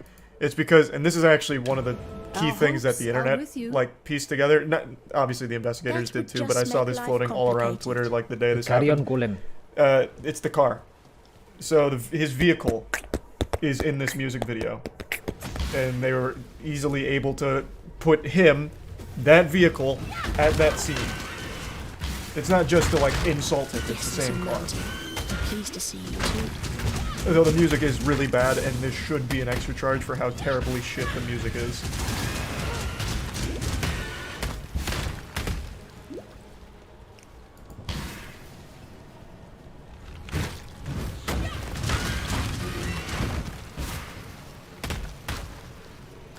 I'm legally required to be here. I don't know why he didn't say that. Your Honor, can we have him maybe sing it for us instead, a cappella? Meet you in the middle? We don't have to listen to the absolutely awful beat, but we can listen to the bars.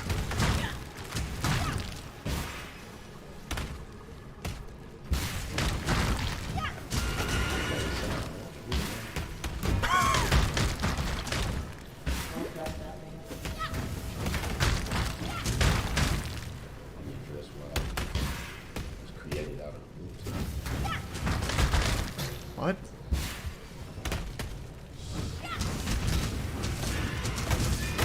Created out of the blue. You made the song, what do you mean?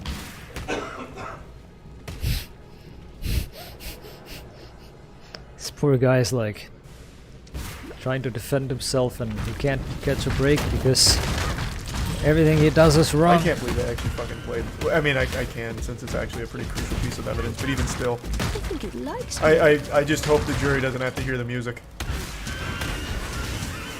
Jury duty's already super long as is. The last thing they needed to be tortured with is music.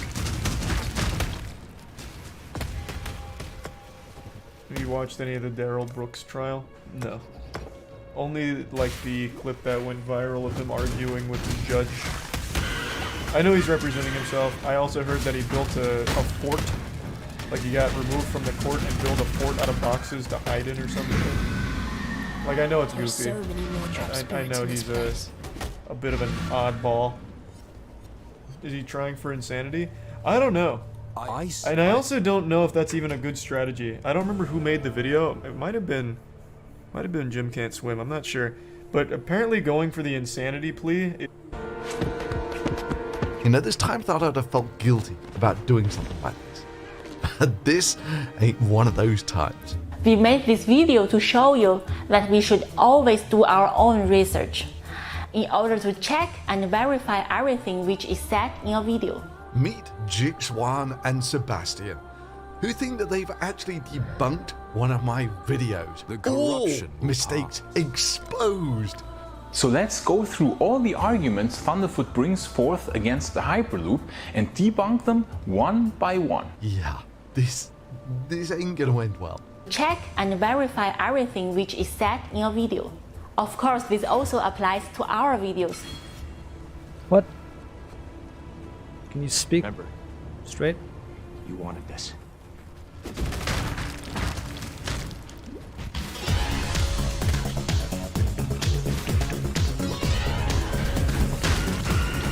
Oh, they're knocking me back. Holy crap.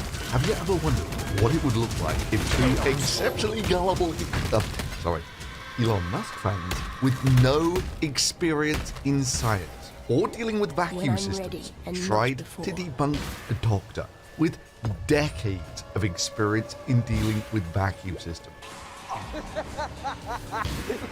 You're about to be killed by a Zamboni. Oh yes, this isn't going to end well. But don't worry, they've got a fully document to protect them. The white paper. On page 54, section 4.5.2, it is written, Elon Musk said it, they believed it, that said it. No matter what reality has to say on the subject. Yes, they're going to debunk my Hyperloop videos with academic arguments of the intellectual caliber of, if we want infinite power, why don't we just plug a power strip into itself? With science understanding like that, I think you can see why I'm in mortal peril from being debunked by these people. I mean, let me just give you a flavour of the caliber of people we're talking about. I'll preface this one with, most people know that if you get a bar of metal and heat it up, the metal expands.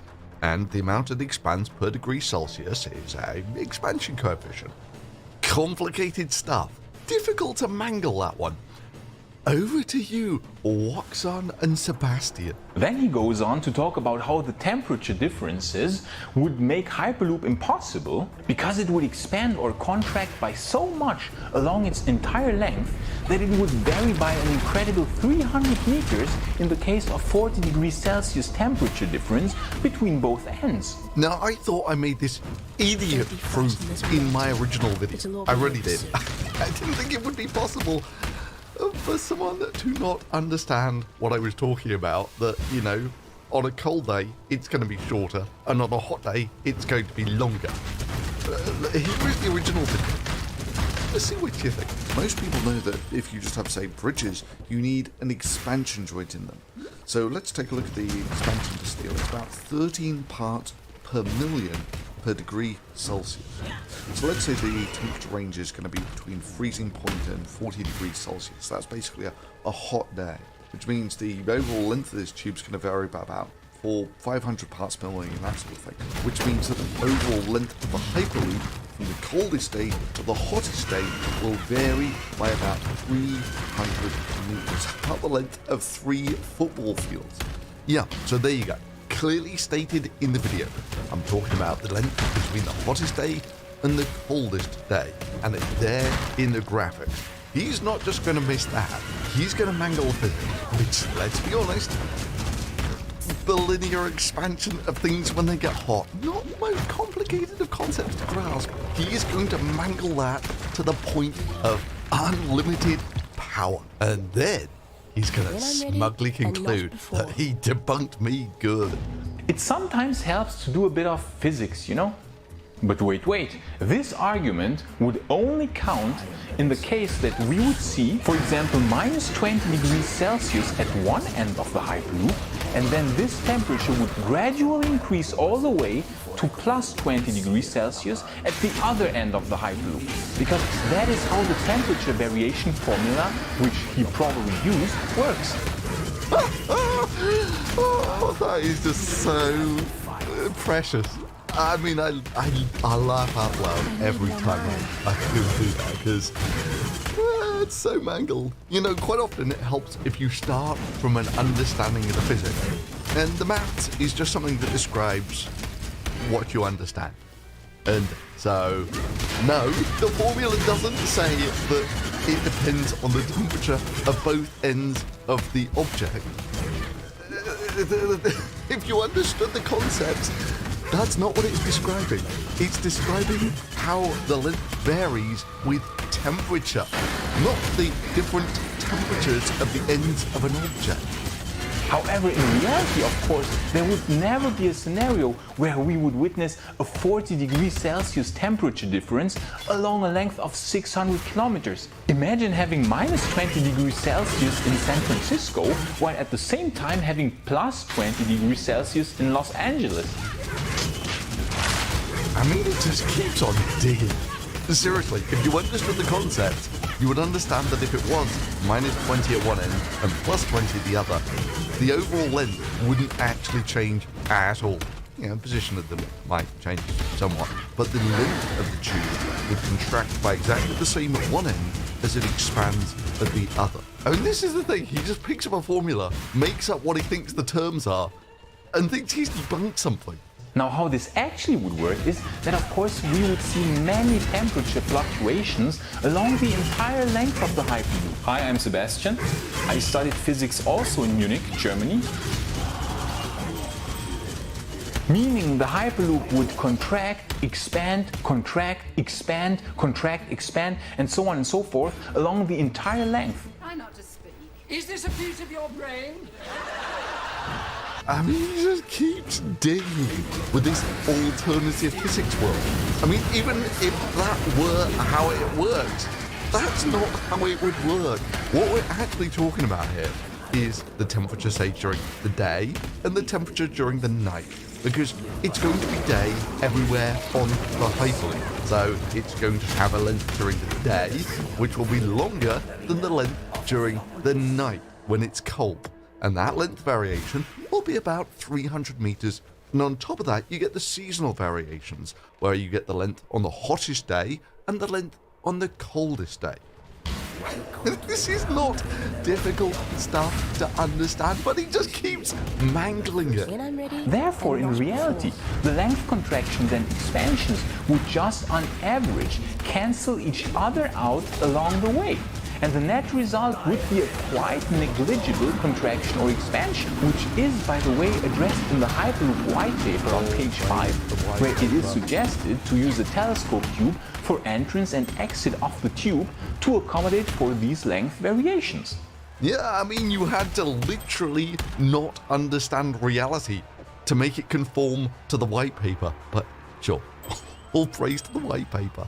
Mathematically speaking, the sum over all length variations along the entire tube is, according to the length contraction and expansion formula, equal to the sum over alpha times all the temperature fluctuations along the entire tube. Alpha being the expansion parameter, so therefore a constant. Let me just add a slight correction that'll actually make your interpretation of this math actually make more sense.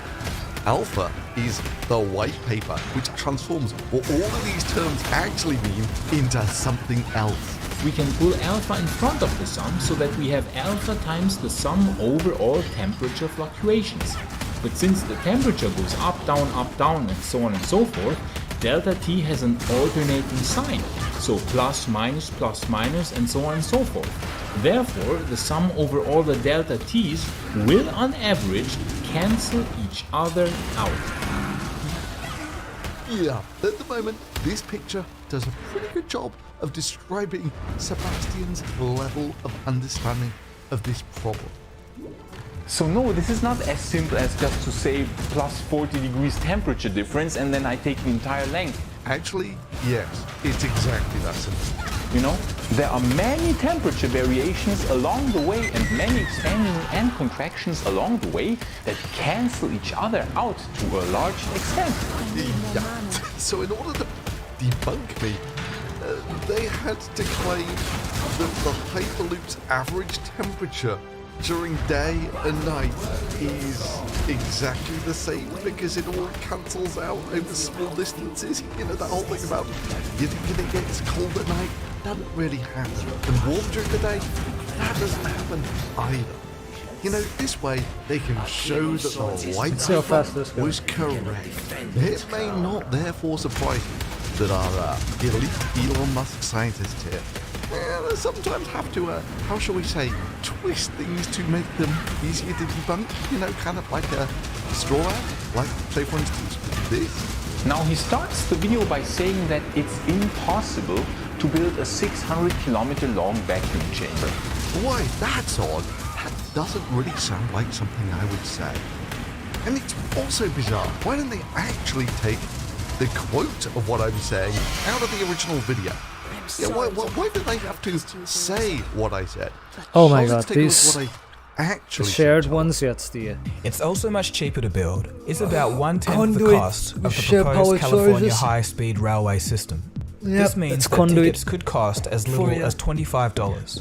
1,000 kilometers per hour in a vacuum tube for less than the construction costs of what is currently proposed for the high-speed rail connection.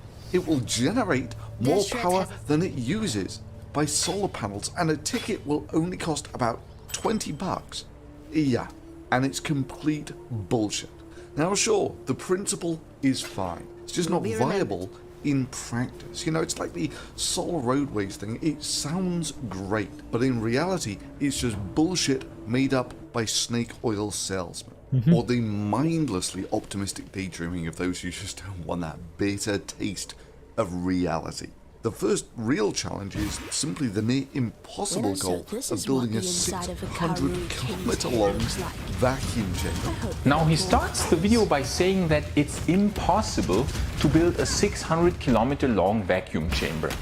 No, he says it would be nearly impossible. Like, say for instance, the examples of solar roadways. You know, where they were claiming all we had to do was coat all of our roadways with solar panels, which would be cripplingly expensive and not even remotely cost effective. That's not the same thing as saying it's impossible. It's just saying it would be dumb to do it. By the way, we shall often refer to Elon's legendary Hyperloop white paper from 2013. All glory to the white paper. Now, on page 12 of the white paper, it is detailed that in fact the Hyperloop will not contain a perfect vacuum, but low pressure air at a pressure of 100 Pascal, and it is therefore classified as a medium vacuum. A medium vacuum can be kept up with vacuum pumps every few hundred meters quite easily as compared to what would be necessary to achieve an extremely high vacuum or absolutely perfect vacuum.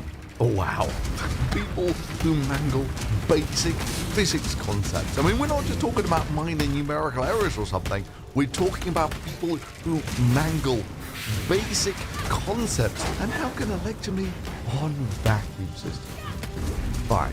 Well, let's start with the obvious. What scientists call different levels of vacuum is actually kind of an irrelevant bit. You're talking about removing 99.9% of the air. That means you'd actually need some pretty sophisticated kit to tell the difference between that and a perfect vacuum. Trust me, I've got half a dozen cages in the lab that do this sort of thing. So yeah, their medium vacuum of the Hyperloop is 99.9% towards a perfect vacuum. You remove that remaining 1 part in 1,000 extra air and you have a perfect vacuum. And for certain, for your body, this will be basically absolutely indistinguishable from a perfect vacuum. Thunderfoot makes this argument for a perfect vacuum, which is clearly stated in the white paper, will not be employed in the Hyperloop. That is the whole point of Hyperloop, not to have a perfect vacuum inside the tube, but a medium vacuum, which basically is very low pressure air. Oh god. Once you're getting out of this sort of level of pedantry, all vacuums are just low pressure air. It's extremely easy to upkeep the medium vacuum in the Hyperloop by just having vacuum pumps arranged along the length of the tube, say every 100 meters. Yeah, these people have never worked with a vacuum system in their lives. I study mathematics and actuarial science, but weirdly, my real passion is baking. Look, if it was a perfectly sealed system, all you need to do is pump the right amount of air out of it and then close the valves and you're done. You don't need to do any more pumping. Reality isn't quite that nice. All systems leak, and as a general rule, the bigger the system is, the more difficult it is to find the leaks on it. Say, for instance, if you had a 600-kilometer long tube, finding the leaks on it would be almost impossible. So if you resign yourself to your system leaking, then you have to continuously pump on it. Now, the way that they're suggesting doing it is you have pumps every 100 meters, did they say? Which means that you're going to have some 6,000 pumps along the length of the Hyperloop. Now, there's another rule about vacuum systems. The bigger they are, the harder it is to find leaks. And the more seals that are on them, the more likely it is to leak. And they're proposing, out of the bag, having 6,000 pumps on this system. That's 6,000 potential leak points. Add to that, those aren't realistic numbers. If you want to pump this Hyperloop down in a sensible amount of time, I did this calculation in my last video, you need about one pump every 10 minutes, meaning that you would need something like 60,000 seals at least on this vacuum chamber just to pump it down in a sensible amount of time. He then says that the outside air pressure would be just far too high and that it would crush the tube. Oh boy, why do I get the sinking sensation that you're about to again use your fearsome ability to not understand basic concepts of physics to prove that I'm wrong? We can calculate the stress acted upon a tube quite easily. This is basic engineering mechanics. Boy, does this guy love using in the overcomplicated maths to dig his own grave. We have a radial component of the stress called sigma 2 and an axial component of the stress called sigma 1, as shown in this drawing here. Now for Hyperloop, we can use the thin wall approximation, for which the inner diameter r of the tube... Spoiler alert, he's about to do the metaphorical equivalent of proving that birds can't fly, because steel is heavier than feathers. They're both a kilogram. But steel's heavier than feathers. Must at least be 10 times larger than the thickness T, which is the case for Hyperloop, of course, and we get a very simple formula to calculate the hoop stress, sigma h. Now we find that sigma h is the difference of the internal and the external pressure. Yes, kids. Today on Storytime, an Elon Musk fan is reading out a completely irrelevant formula. Times the external diameter divided by 2 times the thickness. So Pi is the interior pressure, Pe is the exterior pressure, Ve is the external diameter, and T is the thickness of the tube, which is for a typical Hyperloop about 1 inch or 2.54 centimeters of steel. But steel's heavier than feathers. The internal pressure Pi is 100 Pascal, the external pressure Pe is atmospheric pressure, so 100 kilopascal, the external diameter De is 2 meters, we therefore get a hoop stress, so a circumferential stress of 3.4 megapascal, the longitudinal stress. Honestly, when you understand where he's going with this, it's just to watch a man screw up this bad. The longitudinal stress, by the way, is the hoop stress divided by 2, so we get a longitudinal stress of 1.7 megapascal. And now, of course, the prize question, is 1 inch of steel strong enough to withstand up to 3.4 megapascal of stress? Alright, let's put this Muppet out of his misery. If only there was some simple way I could demonstrate it in my kitchen, using a compressor and a vacuum. Yeah, and why not a Coke can? So let's start by trying to see just what sort of stress a Coke can will take. So obviously we're going to have to apply pressure to it, so we're going to need a way of, sealing all this up. And I'll start taking that off. No, I'm going to do this right yet. see how it goes for here. It's not a bad those lines. I just need a way of actually putting this all hold together. I'm just going to use hot glue in the first instance because, yeah, it's quick, it's cheap. Yeah, there you go, hot glue. It's nice and warming up. That's so loud, man. Stop it.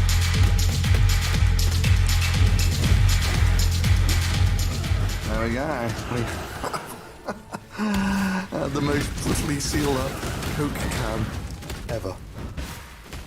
Good. So, what sort of pressure do you think this will take before it goes bang?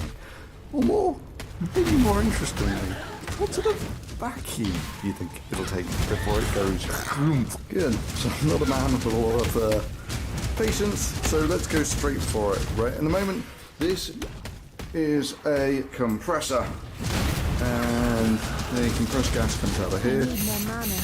And there's not much pressure in there at the moment, so let's get some pressure in there. Now let's start with 2 bar, okay? Holy shit, it's so loud, man. Okay, good. So now we have 2 bar of pressure. 2 bar of pressure, by the way. You usually hold 2 bar with the finger. Oh, it's leaking somewhere else, so I can hold 2 bar with my finger, okay? That's what you get for losing your temper. Holy shit, he died. The question, will our Coke can, let's zoom out for this, will our Coke can take 2 bar of pressure? Num-nums time, my little... Right. Right, I don't know if this will work, so let's pressurize it. Yeah. What is that we have there? So it's not actually hard to push because it's pressurized, and if I take the pressure off, for Diala, which is done like this, right, that's that would soft. just make life Push. complicated. Yeah. Nice, now we have the unleash. So it takes 2 bar. It's not bad. Okay, let's do that again. Nice and soft to push. Pressurized, and it's hard to push. Wow, it takes 2 bar. I wonder whether we make it 3 bar. Oh my god, this is so loud. Soft, really vacuum atmospheres of pressure. Right, awesome. So that will take up to 3 atmospheres of pressure. So it must be able to take -1, right? And so let's go try out and. Oh wow! Wow! I only took 1/10 of an atmosphere out, and look what happened. That's what a reduction of 1/10 of an atmosphere did, even though it took up to 3 bars of pressure. And let's just do this for good measure. Oh no! No, that's half an atmosphere of pressure. It's not That's every day basically you all get of to it. walk into a living, breathing life. Oh no! That's a disaster. How can that be? It took 3 atmospheres of positive pressure. Let's look up the tensile strength of, for example, 304 stainless steel. Oh my god, he doesn't understand the difference between When I'm compression ready and and tension. not But before. fine, tensile strength is how strong you have to stretch something before it breaks. So in pressurizing a tube term, it's how much pressure you have to put in before the tube explodes, before it ruptures. Not quite the same thing as whether it'll actually go under a vacuum. Which is a familiar steel because Starship steel is quite similar to it. We find a yield strength of 250 megapascal and an ultimate strength of 505 megapascal. Great, that means you can put lots of pressure into your tube before it explodes.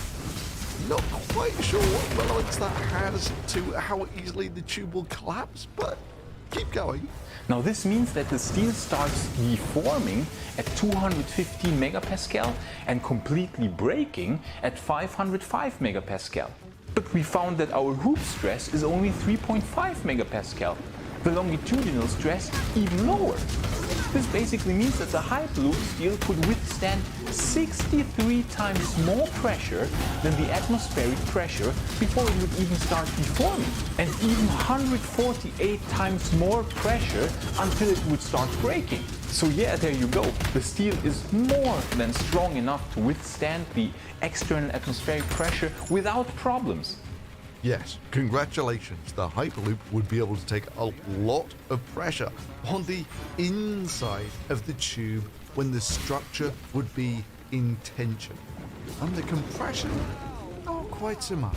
The even dumber thing, of course, is even my aluminium can here didn't actually reach the tensile strength of aluminium. This wafer-thin sheet of aluminium, even though it was under a total vacuum, completely crushed, of course, but there was no rupture in the actual aluminium anyway. This actually held the vacuum. So I guess this wafer-thin aluminium would also, in his mind, be a perfect material for making the Hyperloop out of, because it can take the stress as well. So yeah, there you go. The steel is more than strong enough to withstand the external atmospheric pressure without problems. It sometimes helps to do a bit of physics, you know? Oh boy. Oh boy.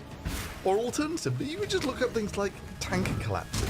Right? So he's going to claim that the 1-inch thick steel, about 25 millimeters, is about 100 times thicker than it needs to be. So let's just be generous and say that a millimeter thick steel would actually be perfectly good enough to hold a vacuum in his mind. Let's take a look at some vacuum collapses. Bad rewards.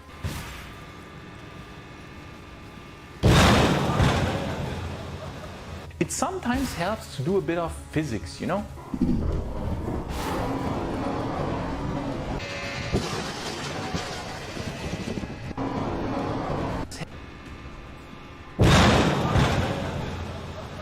It sometimes helps to do a bit of physics, you know? This guy is such an arrogant bastard. However, while there are some very dramatic demonstrations of things under vacuum being crushed by the atmosphere,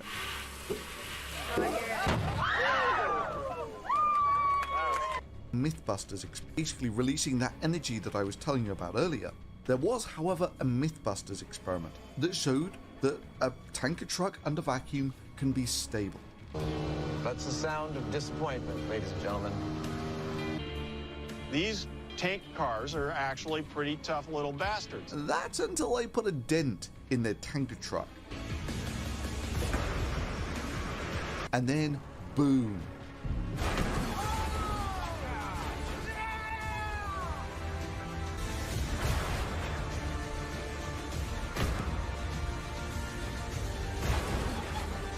It sometimes helps to do a bit of physics, you know? And now comes our favorite argument, which we find kind of hilarious, honestly. He says that if there's a rupture in the Hyperloop pod, the people inside the pod would brutally suffocate. Okay, so the people working at those Hyperloop companies are total idiots, like... Well, I'm not sure about that. But the geniuses who worked on the Elon Musk Hyperloop didn't realize that iron thrusts make it wet. What do you know? When I'm ready. The companies are total idiots, like, who never heard of a safety system, right? And also the air inside a pod just instantly vanishes in a split second if there is a leak in the pod. Actually, yeah, that's about right. You see, it turns out gas molecules travel at about the speed of sound. So all of a sudden, they're not actually being held by a wall or something. They vanish at about the speed of sound, which means you can get an awful lot of gas through a fairly small hole. Now, just as an example from this video alone, you'll recall that the pressure that I had in my little Coke can here was 3 atmospheres. So when I make a small hole in the system by unplugging it from the pressure system, all the pressure, all the gas goes to that tiny hole before it can equilibrate from 3 atmospheres to 1 atmosphere. How long do you think this is going to take? That's really getting hard to push. That's 3 bar. Okay, so the people working at those Hyperloop companies are total idiots, like, who never heard of a safety system, right? Now let us take a look what the white paper has to say about this. The white paper. All praise to the white paper. For example, page 54, section 4.5.2. In the event of a minor leak, the onboard environmental control system would maintain capsule pressure using the reserve air carried on board for the short period of time it will take to reach the destination. Well, actually, the leaks are small enough you don't even have to do that. In the case of a more significant depressurization, oxygen masks would be deployed as in airplanes. Yes, he is legitimately parading Elon Musk's ignorance of how gases behave in a vacuum. Sit down, kid, and I'll explain to you why the white paper is dumb. You see, you can only breathe if the pressure on the inside of your lungs is the same as the pressure on your skin. Awesome. So at the moment, I don't have any problems breathing. And the reason I don't have any problems breathing is because the pressure of the air that's pushing on my lungs and the pressure that's pushing on the outside of my chest is exactly the same, which basically means there's no real resistance to me breathing beyond the viscosity of the gas. Yes, I breathe out. And it requires almost no force whatsoever. However, that's not universally true. Say, for instance, my body was exposed to a vacuum and I needed someone to feed me a certain gas pressure of oxygen such that I can still survive. I need a certain minimum pressure of oxygen going to my lungs. Without that, I can't survive. Now, fortunately, I don't have to do this in a vacuum because we only need to know what's the difference in pressure between what pushes on the outside and what I can exert with my lungs. And we can do this in two ways. The first one is if the pressure on the outside of my body is higher than the gas that I'm breathing, there comes a point when it's going to squeeze the breath out of me and I can't breathe in anymore. This is like a bunny getting constricted by a snake or something. The same thing just works if it's gas pressure. If you have more gas pressure pushing on the outside than you have going into your lungs, you just can't breathe in anymore. And likewise, you get the opposite effect, which is when there is more gas pressure going into your lungs than is pushing on the outside.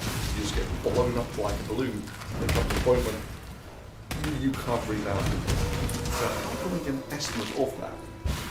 Well, fortunately, I have a little pressure meter here.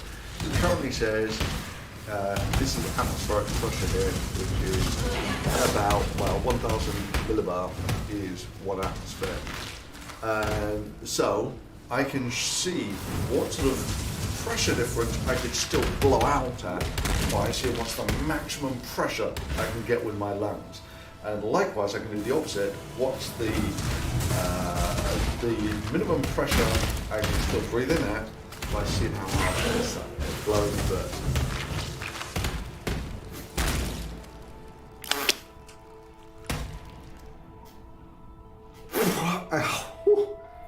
And it does. That's genuinely, if you're blowing with your lungs, you are doing really well if you can get up to 1.1 atmospheres. 100 millibars extra pressure exerted with your lungs. And likewise, let's see if we can do that the opposite. Let's see if we can do that in suction.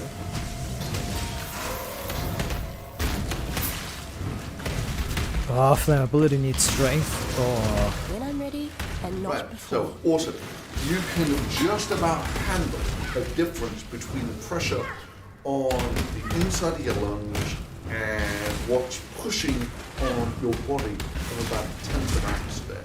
Beyond that, you either can't breathe in because there's too much pressure squeezing it out of you, or you can't breathe out because there's too much pressure going into your lungs. Now, if you're in space, which is pressure pushing on the outside or in a vacuum, the pressure on the outside of your body is 0. So what's the minimum air pressure you actually need to live? It's about 0.2 atmospheres. Right? 0.2 atmospheres of oxygen is what you need to live. So if you're in a vacuum, without a pressure suit to squeeze your body a bit, there is no way that you would be able to survive decompression like this. Because even if I give you a gas mask that perfectly fits over your mouth, that feeds you pure oxygen, all it's going to do is blow your body up and you will never be able to breathe out because there is gas pressure being fed into your lungs that's blowing up like a balloon and you do not have the strength in your lungs to push it out. He then says that in a plane, oxygen masks would be deployed in case of emergency, which would not be the case in the Hyperloop. Wrong. Wrong. As we said before, on page 54, section 4.5.2, it is written, The white paper, the white paper, all glory to the white paper. It is written, in the case of a more significant depressurization, oxygen masks would be deployed as in airplanes. Yeah, when you're in a plane at altitude, the atmospheric pressure outside is about 0.2 atmospheres. But it's regular air, so it's 80% nitrogen, 20% oxygen. There's not a lot of oxygen there. So you need to get more oxygen, but yeah, can't apply more pressure to the body very easily.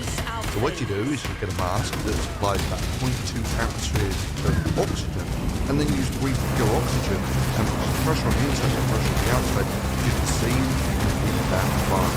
Yeah, can't do that in a hyperloop because the oxygen will diffuse away before you can breathe it in.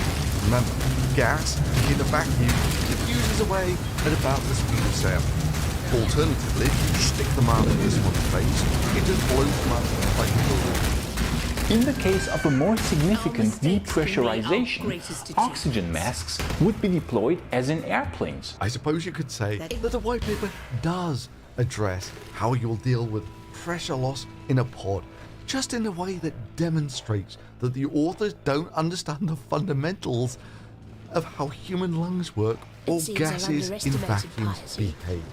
Then it gets even better.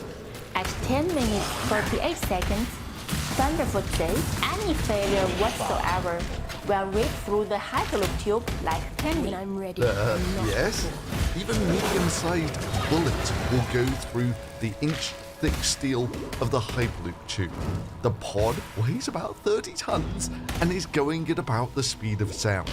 Any sort of crash at that sort of speed will go through an inch-thick steel like it wasn't there.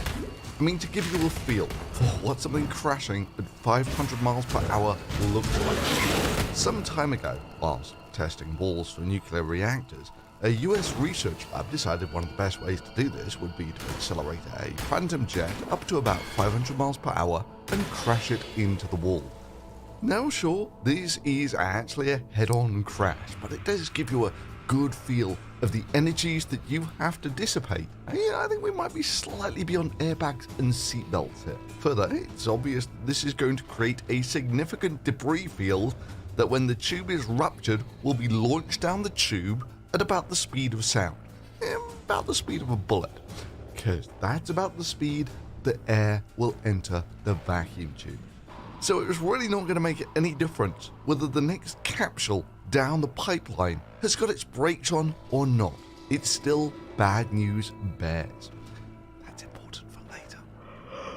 He goes even further, saying any rupture in the tube would lead to a catastrophic failure of the entire Hyperloop tube because air would enter at the speed of sound, destroying all passenger parts in its way.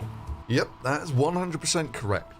Even a little hole, you can get a lot of gas going through. So that's 3 bar. You rip a giant hole in the Hyperloop, it will decompress like it's going to boom.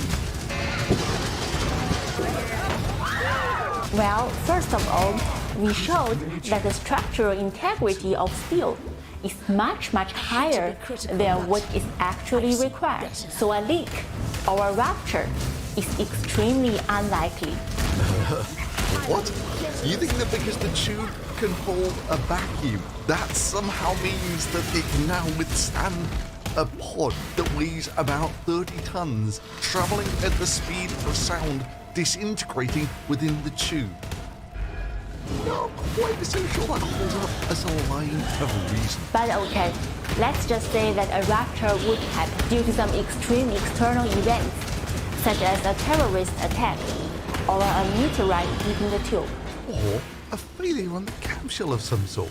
In that case, air would indeed enter the Hyperloop tube, at high speeds. But this cannot be compared to a bomb explosion, as Thunderfoot puts it. Actually, that's exactly what it can be compared to. It's a difference in pressure travelling at about the speed of sound. Or if you want something where you can extrapolate from something more day to day, this man is merely trying to stand up in winds gusting at about 100 miles per hour, so let's say 60 mile per hour wind. The wind coming down the Hyperloop is travelling at about the speed of sound, about 600 miles per hour. That's 6 to 10 times faster than the wind this guy is trying to stand up in, which is why with a pressure wave significantly weaker than the one that the people in the Hyperloop are going to get hit by. And just for frame of reference, 1 atmosphere is about 15 pounds per square inch. So at 10 pounds per square inch, about 2/3 of an atmosphere of a pressure wave, like limbs blown off, severe heart and lung damage, and reinforced concrete buildings severely damaged. But this cannot be compared to a bomb explosion, as Thunderfoot puts it. An explosion shockwave is highly compressed air. Well, actually, it mostly goes on pressure differential. So what's it like getting hit by a pressure differential of 1 atmosphere? Well, let's take a look at this. Atmospheric pressure is about 10 tons per meter squared, about the size of a reasonable truck. And that 1 atmosphere pressure wave coming down the tube towards you is coming towards you at about the speed of sound. The only redeeming feature is that air, gas, is pretty compressed. Get out of here. But you can still expect it to kill pretty much anything it hits. I mean, you get a rough idea of what a 1 atmosphere pressure wave will do from some nuke benchmark. Blasts from airbursts where overpressure exceeds 10 psi can cause substantial damage to destroyer-type ships. Above 14 psi, it could even result in hull rupture, flooding, and sinking. The shock imparted by blasts to the superstructure can damage or carry away equipment. At greater distances, overpressure above 6 psi can distort, rupture, and carry away light structures and equipment. Interior equipment and compartments may be damaged by the blast, collapsing deck structures or bulkheads. Overpressure entering through openings can damage boilers. Blast injuries to exposed personnel, represented by this dummy, is usually severe over 3 psi. Here it was 6 psi. Over to our Elon Musk fans to see how they... Poor Malachi. Here it was 6 psi. Is usually severe over 3 psi. Here it was 6 psi. Really over to our Elon Musk fans to see how they're going to reinvent physics to conform with the white paper. An explosion shockwave is highly compressed air, whereas the air entering the Hyperloop tube enters a medium vacuum. Oh yeah, a medium vacuum, where only 99.9% of the air has been removed. I'm sure that will make a huge difference. But apparently, in the fantasy land that you have to live in to make the white paper, all hail to the white paper. To make the white paper a document written by a genius. It will. What you're about to witness is probably one of the most surreally bizarre fantasies about how gases in vacuums behave that I've seen anywhere. A medium vacuum. It would thus disperse much more. That means that we would see the colder air sink to the bottom in the tube, going first, with the warmer air being on the upper side of the tube and coming later. Therefore, the so-called shock wave wouldn't become a shock wave as in the case of a bomb, but more a gradually increasing wind. Yeah, a gradually increasing wind travelling at the speed of sound. I mean, this is just so surreal on every level. Like, gas molecules travel at about the speed of sound, which means that if they're given a vacuum, something where there's nothing to collide with, they travel into it at about the speed of sound. So they would go from the bottom of the tube to the top of the tube in milliseconds. Right? You're not going to get any gradation of this in any way, shape or form. Then, even more surreal, right? Cold gas molecules. The thing that separates cold gas molecules from hot gas molecules is oh my god, I was looking up. Move slower. And where does she have her cold gas molecules? That means that we would see the colder air sink to the bottom in the tube, going first, with the warmer air being on the upper side of the tube. Oh, they moved the furthest. That's amazing. The slow-moving things travel the furthest. I think I can see why you think that the white paper is a brilliant document. Second, we can read on page 55 of the white paper. All hail to the white paper. Section 4.5.4. In the event of a large-scale leak, pressure sensors located along the tube would automatically communicate with all capsules to deploy their emergency mechanical braking system. Well, I don't know about you, but I'm completely sold that solves all of the technical problems with tube failures. Completely addressed. One last question, Juan and Sebastian. Did you invest heavily in Theranos? On page 15 of the white paper, the dimensions of the pots are given by 1.35 times 1.1 meters. So the surface area of a pot would be 1.4 square meters. All glory to the white. Hang on, now wait a sec. 1.4 square meters. Have you any idea how small that is for a form of transport? You think these pods, the ones that are in this genius document, they can have a cross-section of 1.4 square meters? Let's just compare that to the size of a normal human. So let's get a human up here. Humans are about, on average, about 1.7-ish meters. So for their Hyperloop pod to have this cross-section, it's going to have a diameter of about 1.3 meters. Yes, some yoga lessons might be required to take a ride in a Hyperloop. Actually, no, wait a second. Let's check this out versus someone sitting down. Now, on the bright side, there's technically 2 centimeters, about 1 inch, of potential headspace there. Doesn't quite leave that much space for the emergency air masks that are going to drop down from above, though. And at that, I'm going to call it quits for the moment, because believe it or not, I'm only halfway through their epic tome of stupidity, the epic tome that is Jixwan and Sebastian. Now, if you want me to nail the rest, I'll be more than happy to. Just leave a comment below, and while you're at it, maybe drop a like on the video. However, I am going to cover one thing that they actually get correct. And now I do all the calculations myself on these things, usually from first principles, double, triple check, usually do it from different approaches, just to check that everything's in the right ballpark. But occasionally, numerical errors do slip in there. So in this case, it's off by a factor of 10, because I simply didn't convert between an acceleration of meters per second and g. Now, if an error like this was significant, I would take the video down, because I care about that sort of thing. In this case, not so important, because it makes no difference if you've got a wall of air full of debris coming towards you at the speed of sound. But nonetheless, I did actually, in the original video, correct this with annotation. YouTube has since apparently changed that. Now our heroes here, you know, it's actually noted lots of times in the comment, but whatever. Get the fact that the numbers are off by a factor of 10, but don't actually spot where the factor of 10 comes from, you know.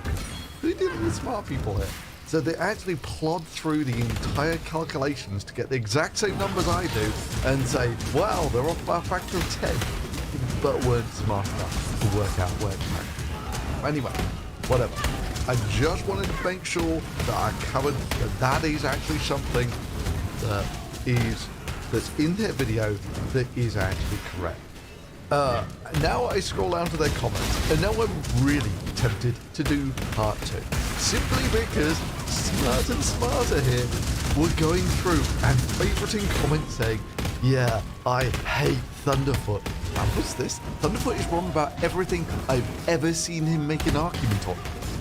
Favorited by Jixwan and Sebastian. Remember.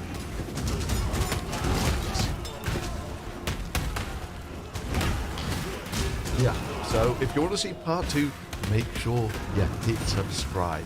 And if you really like the work of this channel and want to support it directly, you can do it through the Thanks for watching.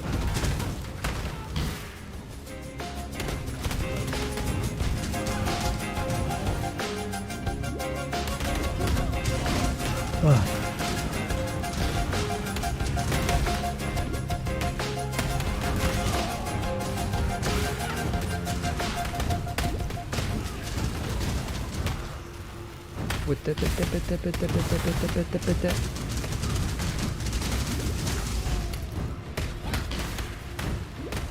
Nice, Asuka.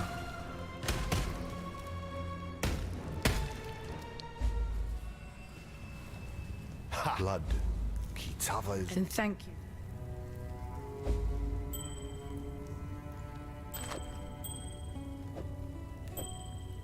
That would just make life some farewell. 2 tools.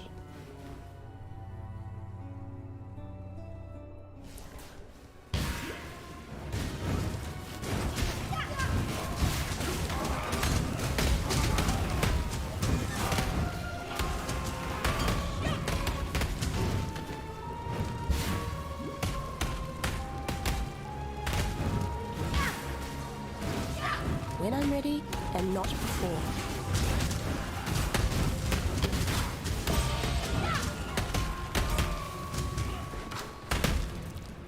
The chains that bind.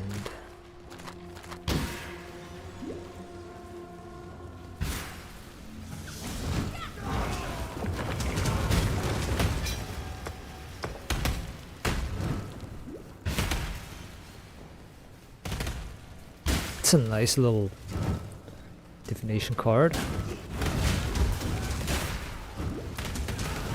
Let's go, brother.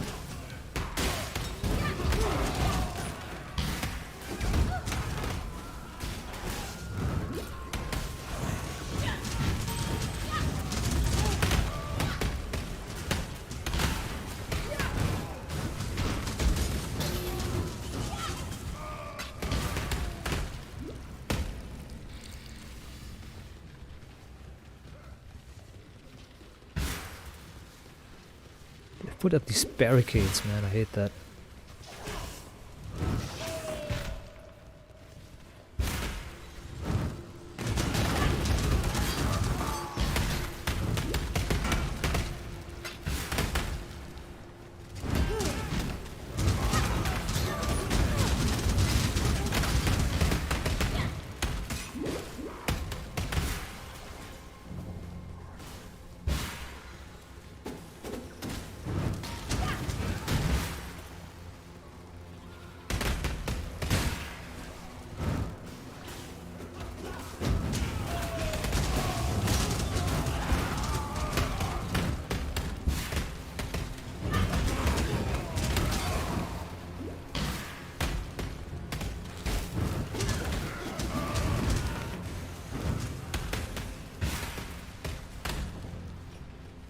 That disc that they're throwing, I don't know what that is all about.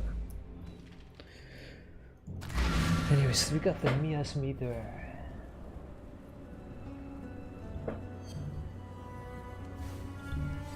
I simply... You can ask, but you... Yes, what is it? 2 tools.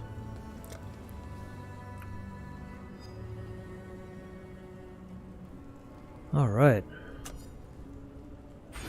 Damage and life is very important for minions. They do damage, and by life, by getting life, they also do damage.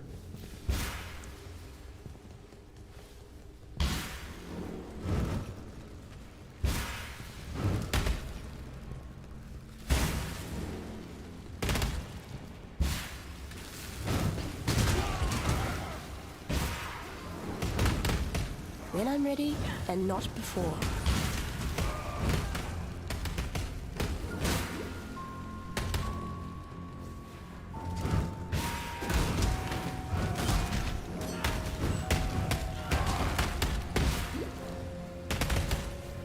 Right now the explosions are just added damage. The explosions are just novelty, so to say.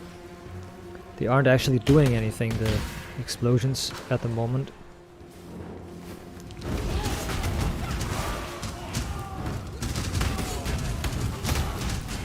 Or at least not that much.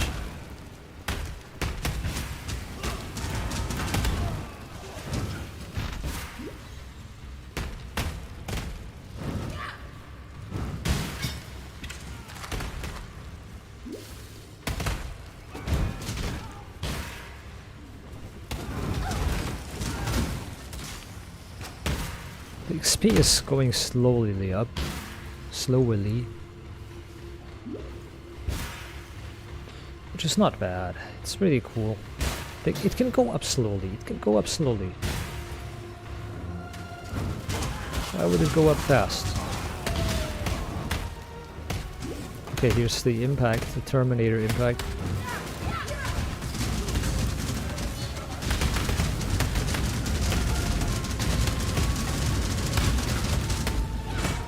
Got it.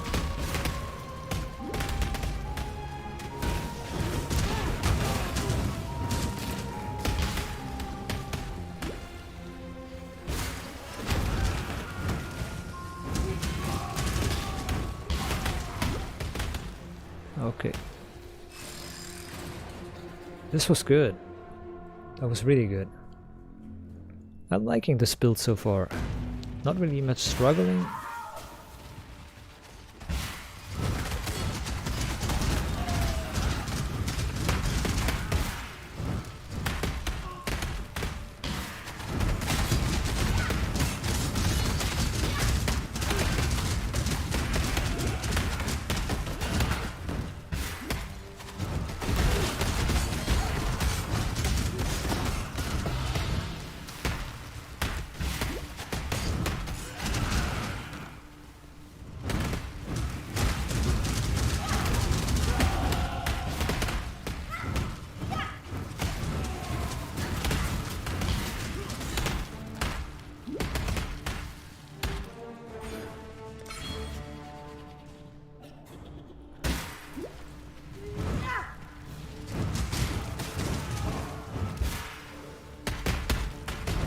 Oh, they still explode fast enough, okay.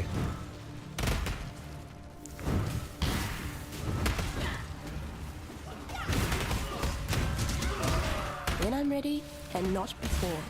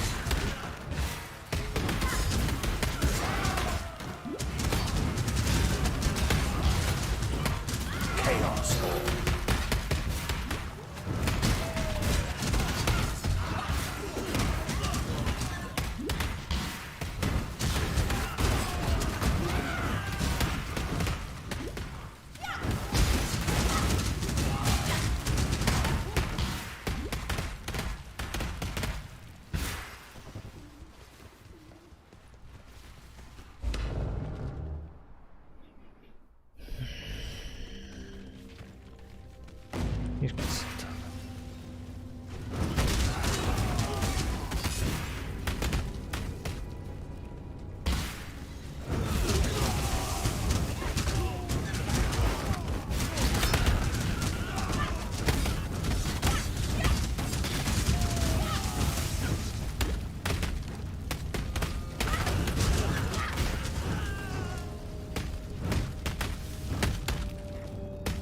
There's a tea set, that's amazing. That must have been such a nice place to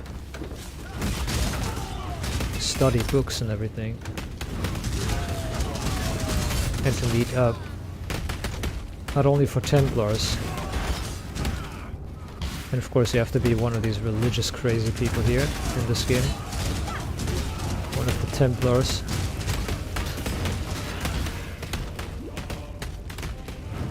Here's the court.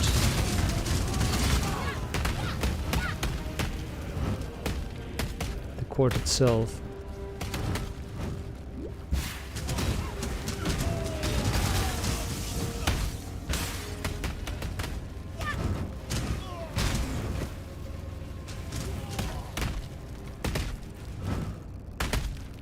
just like how everything is arranged in here.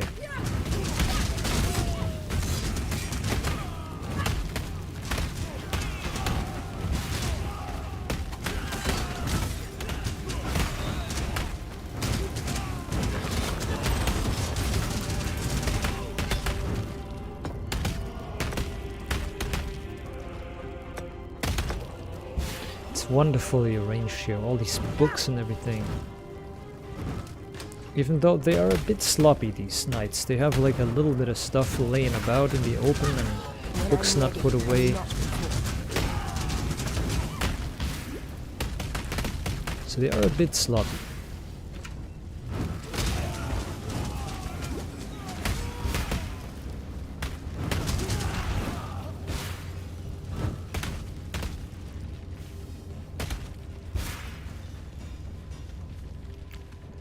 Dun, dun, dun, dun, dun, dun, dun, dun, dun.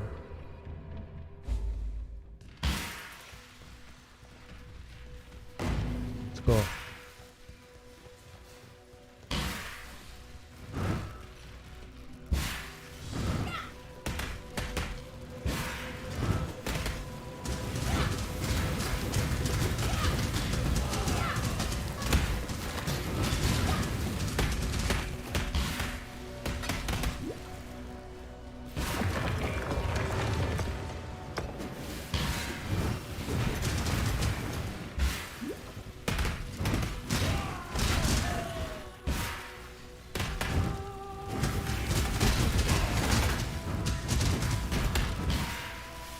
Hallowed mana flask.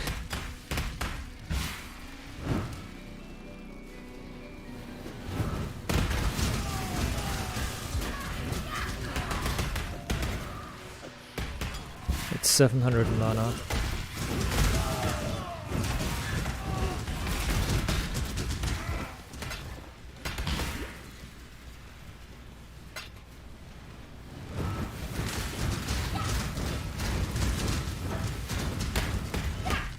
$700 points of mana, it's incredible. As a regen.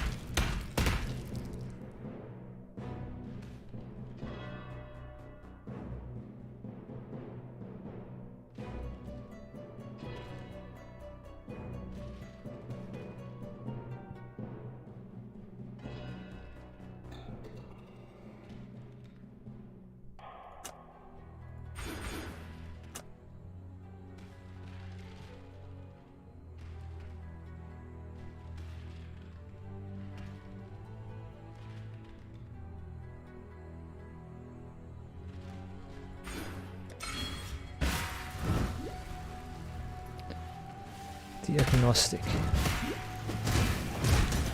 doesn't believe in the godly power of energy shield, only in flesh.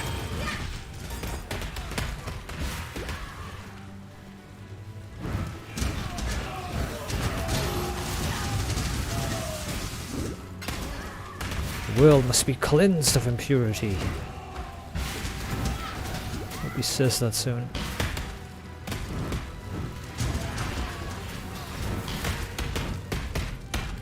When I'm ready and not before.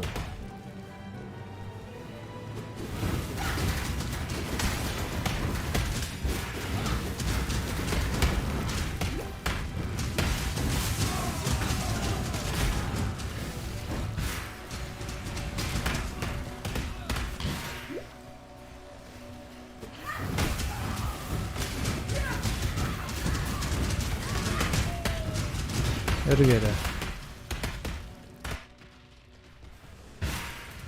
The world must be cleansed of impurity.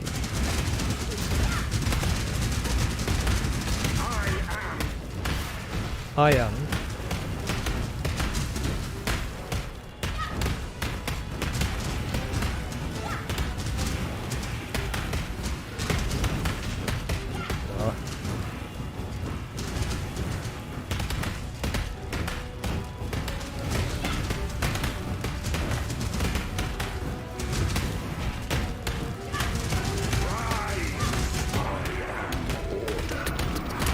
like this a lot.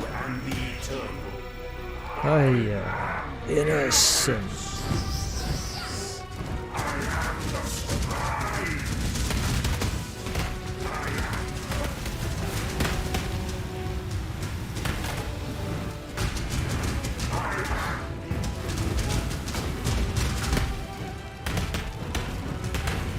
I just keep casting and see what happens.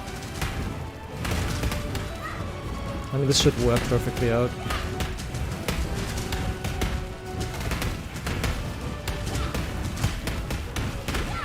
I mean, I don't have mana.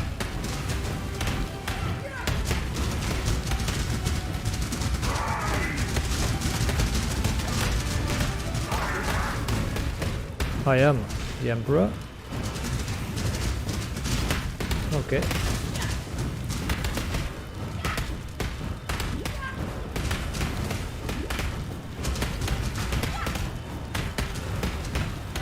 Damn, bro.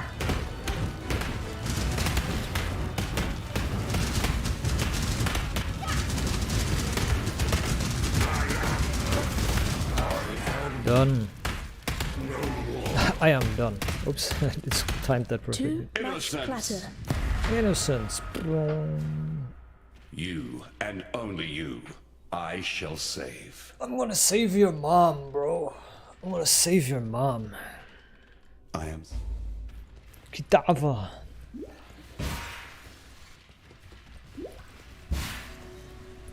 What in damnation have you done?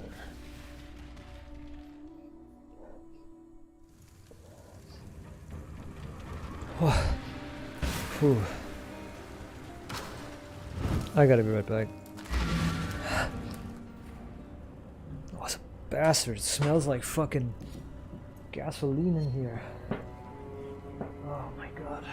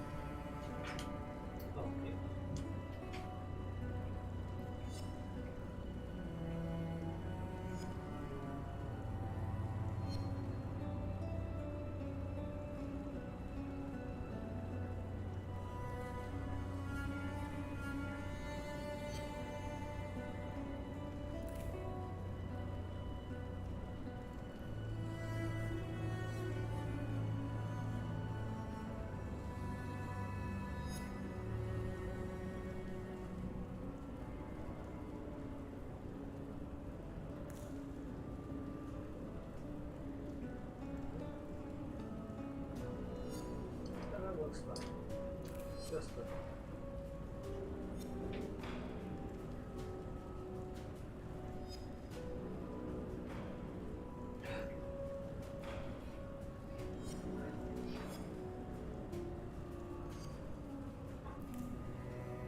Oh my goodness. Oh my goodness.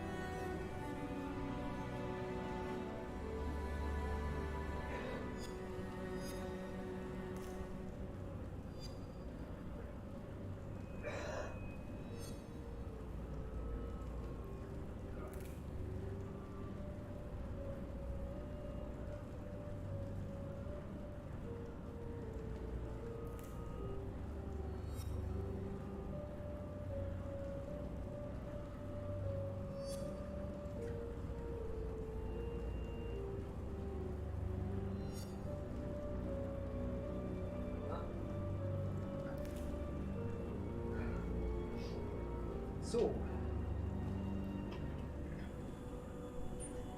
this cheese here, this cheese I've received thanks to the glory of my parents, or the courtesy of my parents. This cheese is good. It's a very strong Gouda. It has one downside though. It is a very strong Gouda, but they have cut it badly. They've cut it at the edges. Thank you. Where the rind is, cheese rind. You deserve Once Kitab. They cut it off in a bad way. What I mean by that is, they...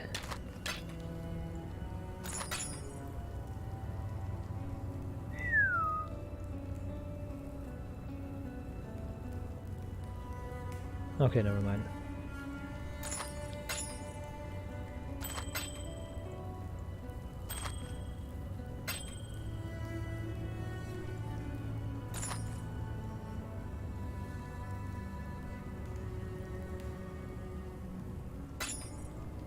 They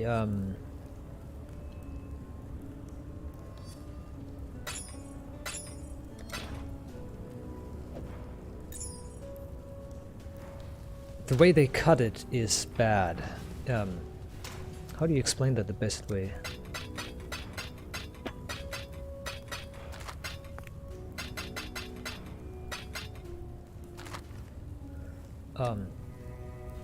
When they cut it, they cut the outside of the rind so narrowly and so tightly that you can taste, basically, you can feel hardness. So the cheese is hard on the outside. This slice of cheese rather, these pieces of cheese are hard on the outside, which means they cut it in a bad way. They cut it so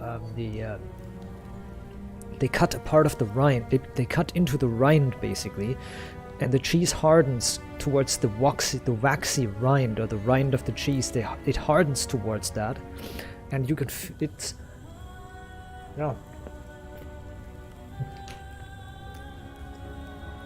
it's a good, strong and tasty cheese, but you can taste that they cut off the rind a bit of it. Wilan, good luck out there. So the cheese is too hard on the outside, on the outside of the slice. You should prevent that by cutting off the rind, the outside, the inedible hard outside cheese rind. You're supposed to cut that off spacefully or spaciously. You know what I mean? And they didn't. When I'm ready, and not before. They cut it off too tightly, and thus the cheese is hard on the outside. You know what I mean? It's really hard on the outside. The cheese is really nearly inedible. Just kidding. It is very tasty, but just a bit hard. The outside is a bit hard. As I said, they didn't want to waste much. They didn't want to waste much of the cheese. So they cut the rind very, very, very tight.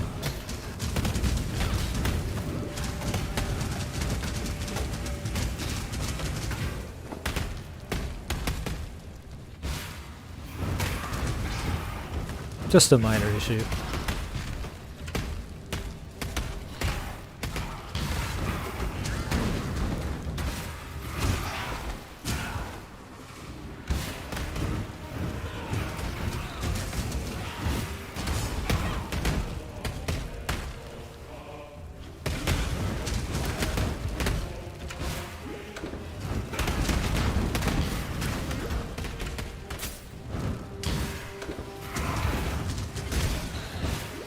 You can avoid that by cutting the cheese more spaciously, cutting the rind out more spaciously, but they didn't, so it doesn't matter. It's still tasty and very good.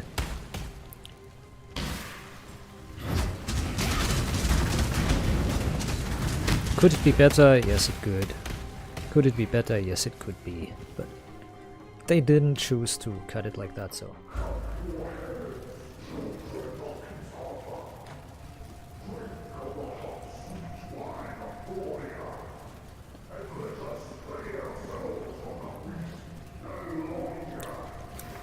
You know, there's a tradition in movies that the second one is never as good as the first. This ain't that kind of sequel.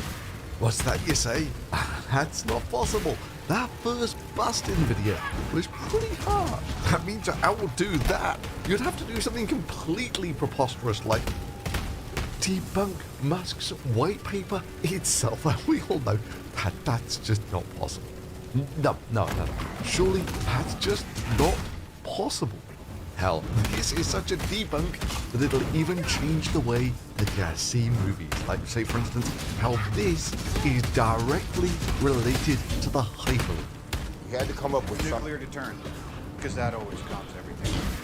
Remind me again how you made your fortune and stuff. Not just that, but this as well. Big man can see the monkey. Take that out of Genius, When I'm billionaire, ready, playboy. and not before. And you can think this is a reference to Elon Musk. Not even close. Yeah, if you pay close attention, it's quite obvious. But no spoilers yet. Answers at the end. To set the stage. Hey, what are you doing? Jesus falling off. No, don't fall off. Busting video on the Hyperloop, which has stood the test of time remarkably well. Come 2020, these guys decide that they're going to expose all the mistakes in that video. So yeah, spoiler alert.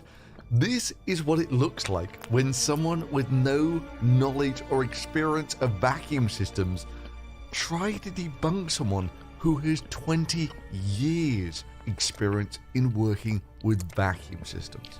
Let's start with something elegant but devastating. Over to you, Jwaxan. Thunderfoot makes fun of the Hyperloop linear motor demonstration. What? Sure, it wasn't a complete Hyperloop. No, it wasn't quite a complete Hyperloop. You know, it was just missing one or two key components, like, say, for instance, a vacuum tube, and a pod that people could actually sit in, or stations. It was basically a bargain basement maglev. But, you know, this is a comment that crops up a lot on my Hyperloop videos, that, oh, you're too critical. This is their Kitty Hawk moment. Of course you can't expect them to get it to work straight out of the bag. Except, no. The simple reality is, the Hyperloop is at least as old as Kitty Hawk. Goddard, the guy who the Space Center is named after, was writing about the Hyperloop, or the back train as it was then known, in about 1910, less than 10 years after Kitty Hawk took to the skies. And after some 70 odd years, Kitty Hawk had matured into Concord. Meanwhile, the only thing that had changed on the Hyperloop over those 70 years was the quality of the drawings. And here we are, some 50 years after that, and now Elon Musk plagiarizes the idea of the Hyperloop and passes it off as his own. You got that from Vickers. Work in Essex County, page 98, right? Yeah, I read that too. But it would be for a fifth mode of transports. Were you going to plagiarize the whole thing for us? Do you have any thoughts of your own on this matter? I have a name for it, which is called the Hyperloop. The Hyperloop? Hyperloop. But is that your thing? You come into a bar, you read some obscure passage, and then pretend you pawn it off as your own idea just to impress some girls? It's called the Hyperloop. The Hyperloop? Hyperloop. But don't worry, we've got competent media. I'm sure they will diligently research this and work out that the Hyperloop is in fact a 100-year-old idea that was simply plagiarized by Elon Musk. Sounds like something with Elon Musk written all over it, wouldn't you say? Wait a minute.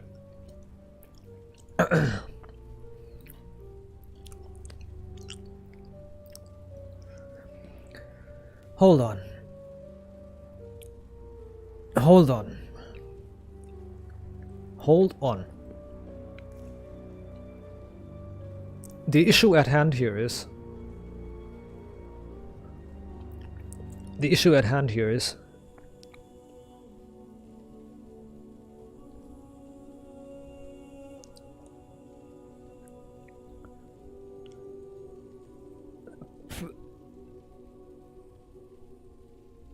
They plagiarized it, but the patent most likely never existed, so it's not a plagiarite if there is no nobody claims the development of it. Like if nobody claims that I invented this or I drew this, it's mine. If nobody claims that, then you cannot plagiarize it. If nobody if nobody claims ownership to something, you cannot steal it. You know what I'm saying?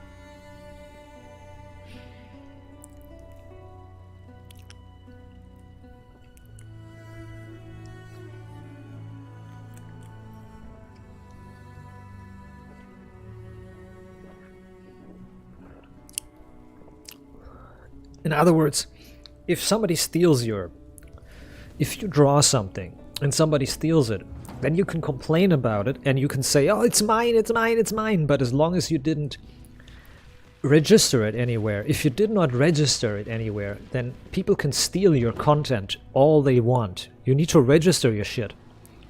If you don't register your shit, I can steal if you make a song and you don't register it, then I can steal it and use it as long as I want. If you don't register your song, you can say, oh, it's my song. Well, tough luck for you. It's not registered anywhere, so nobody holds the rights according to the law. Nobody's the right holder. There's no right holder registered. You don't register. You didn't register this. It's not released by a label that protects your rights. You don't publish the song under a label that has copyright protection. You're just uploading it for free, or you just made the song for free and you just put it there. It's not your song. Just uploading and claiming that you made it is not proof that you actually made it. You could have stolen it too, you know.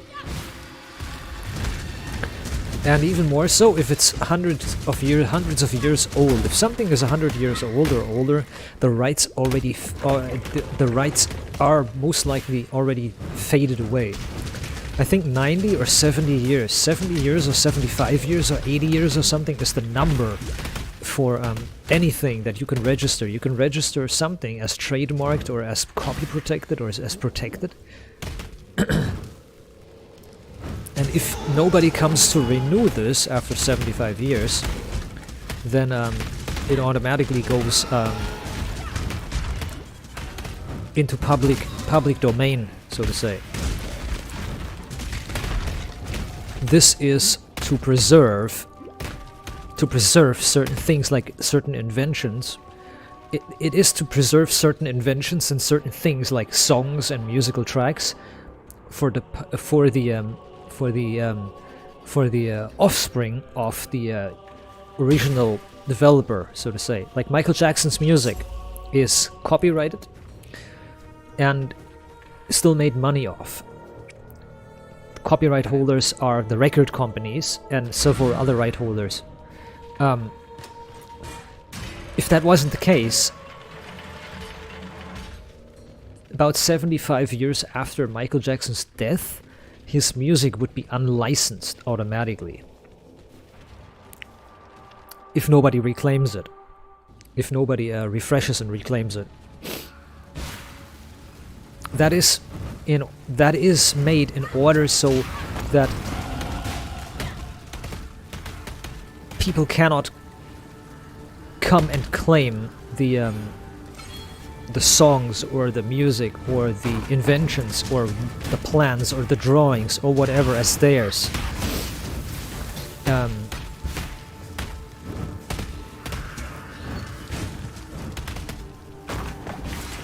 This is simple logic. If copyright law says after like 7 decades, like 70 years or more, it's automatically public domain. It is not renewed. It's public domain. Then people would lose a timeless classic. It's historic by that. By that time, it's a historic document, an historic item. So the songs that somebody makes today, will be in 7 decades a classical historical document, basically, technically. You might not like that because you might not like certain artists, you might not like certain music styles, you might hate certain artists, and you might hate certain music types because they're stupid and you don't like them, but that's your opinion. Factually, they are entering classical domain if they get aged like that. Oh no, it has only begun. And in order to preserve them, if nobody claims the rights, if nobody reclaims the rights, they are entering public domain so people can listen to them and redistribute them and republish them without making money, of course. They can republish them, re-release them so they can share them as much as they want.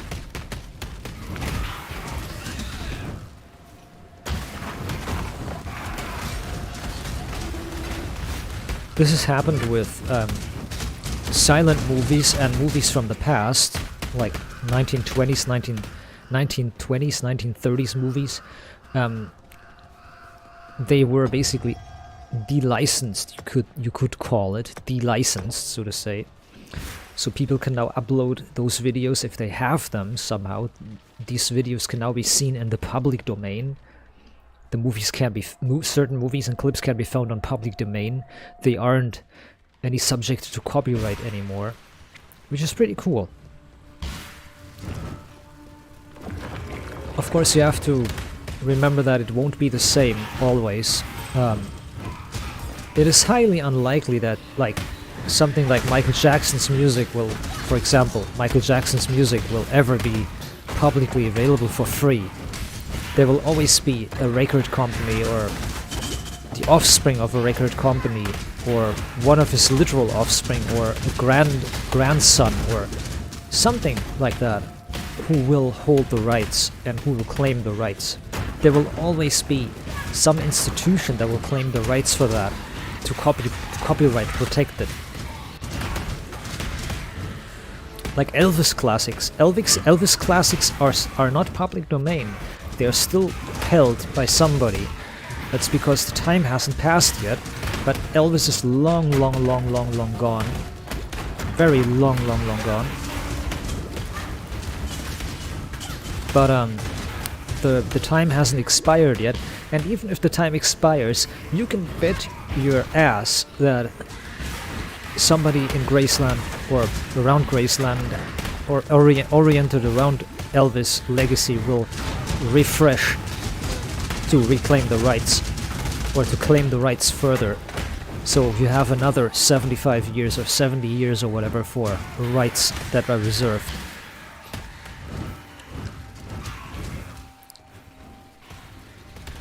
It is basically so... It's basically so after you die, basically, you get a lifetime of royalties for whatever you developed or made or whatever you're doing.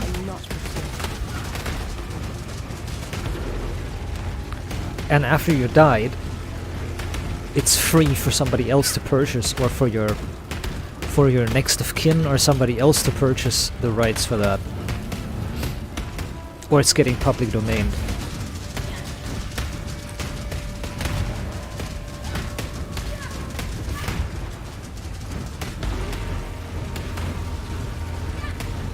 I like that idea. So no, the long story short, basically the drawings and the idea of the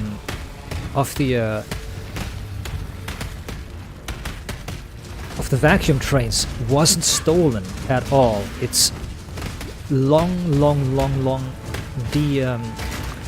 de-righted, so to say. You could say that, like de-righted, as the rights were removed. It's long gone. That time is over for a long time. That was 1900 when the first vacuum trains were thought of. So you cannot claim plagiarization anymore. It's not that. The drawings and the system and everything has no right owner anymore, and it's public domain basically. You can do what you want with it.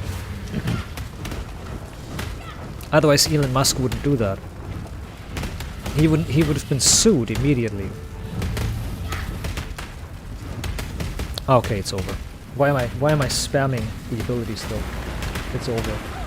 The flame of hope may flicker, but it cannot be extinguished. Drow.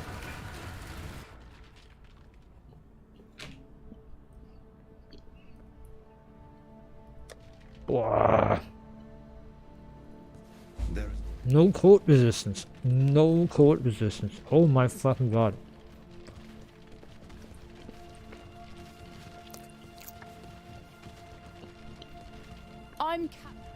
Remember?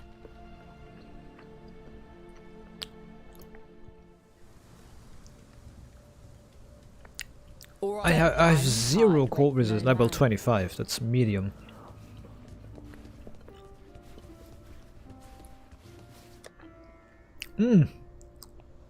Even worse. It changed. I minus 5 cold resistance. Nice. Very good.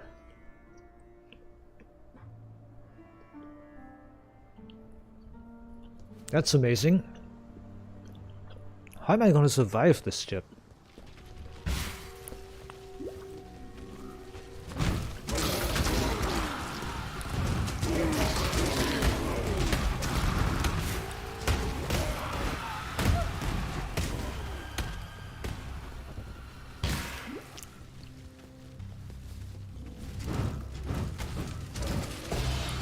Dong.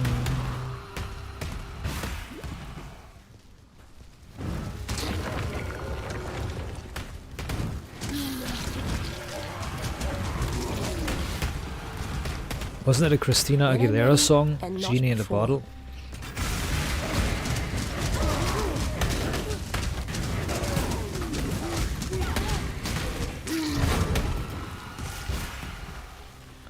Boing.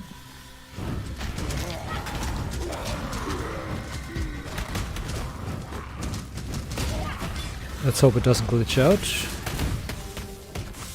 Because this happens a lot, that it glitches out here.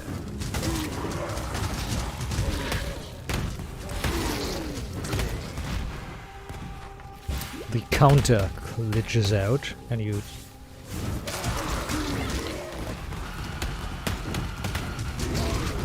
Ah, okay, that's... Oh, 1 monster remaining. Okay, we got him. I need more mana. Well, because the boss hit me and the others hit me. Everything hit me at once. I need more mana.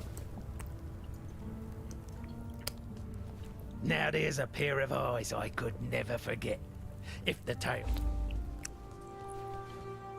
Stay sharp Yes, out sir. there. Just farewell. A wretched. While you time and tide. While you wait were for no man. skulking about, time and tide wait for no man. I like it.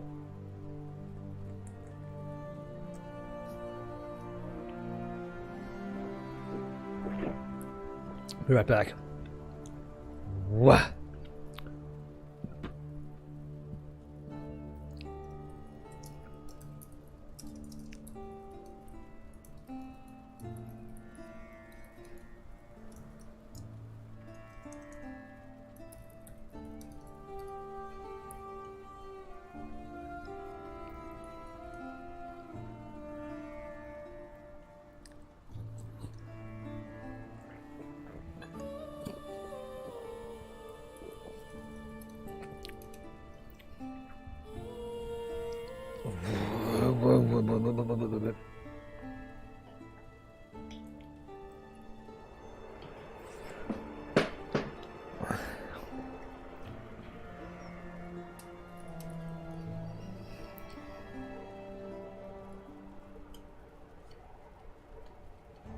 Oh, excuse me, my friend.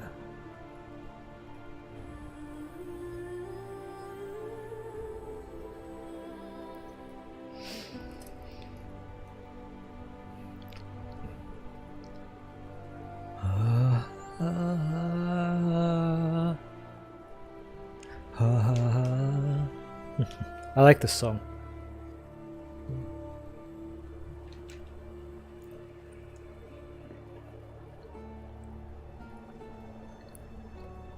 This bread with cheese in between. Mmm.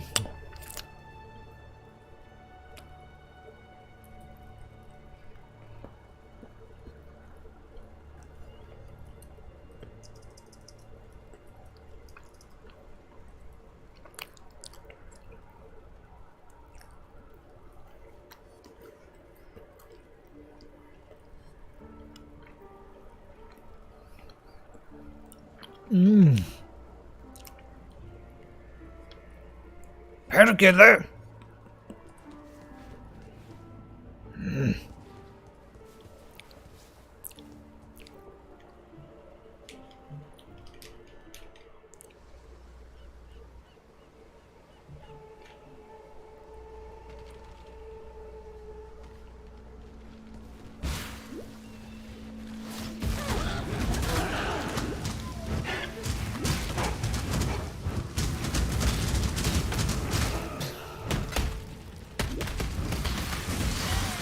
When I'm ready and not before.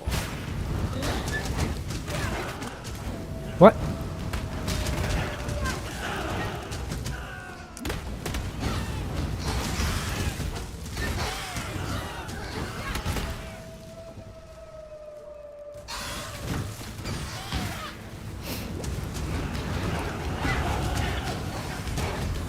What? Okay, that worked.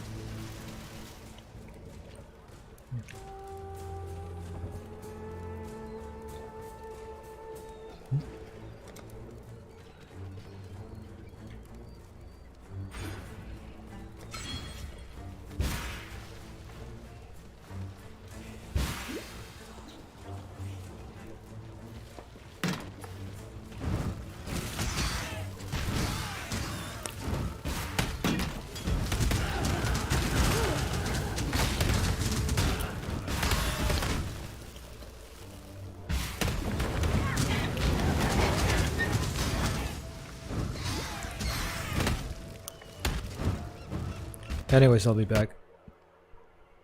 I want to play my summer car now for some reason.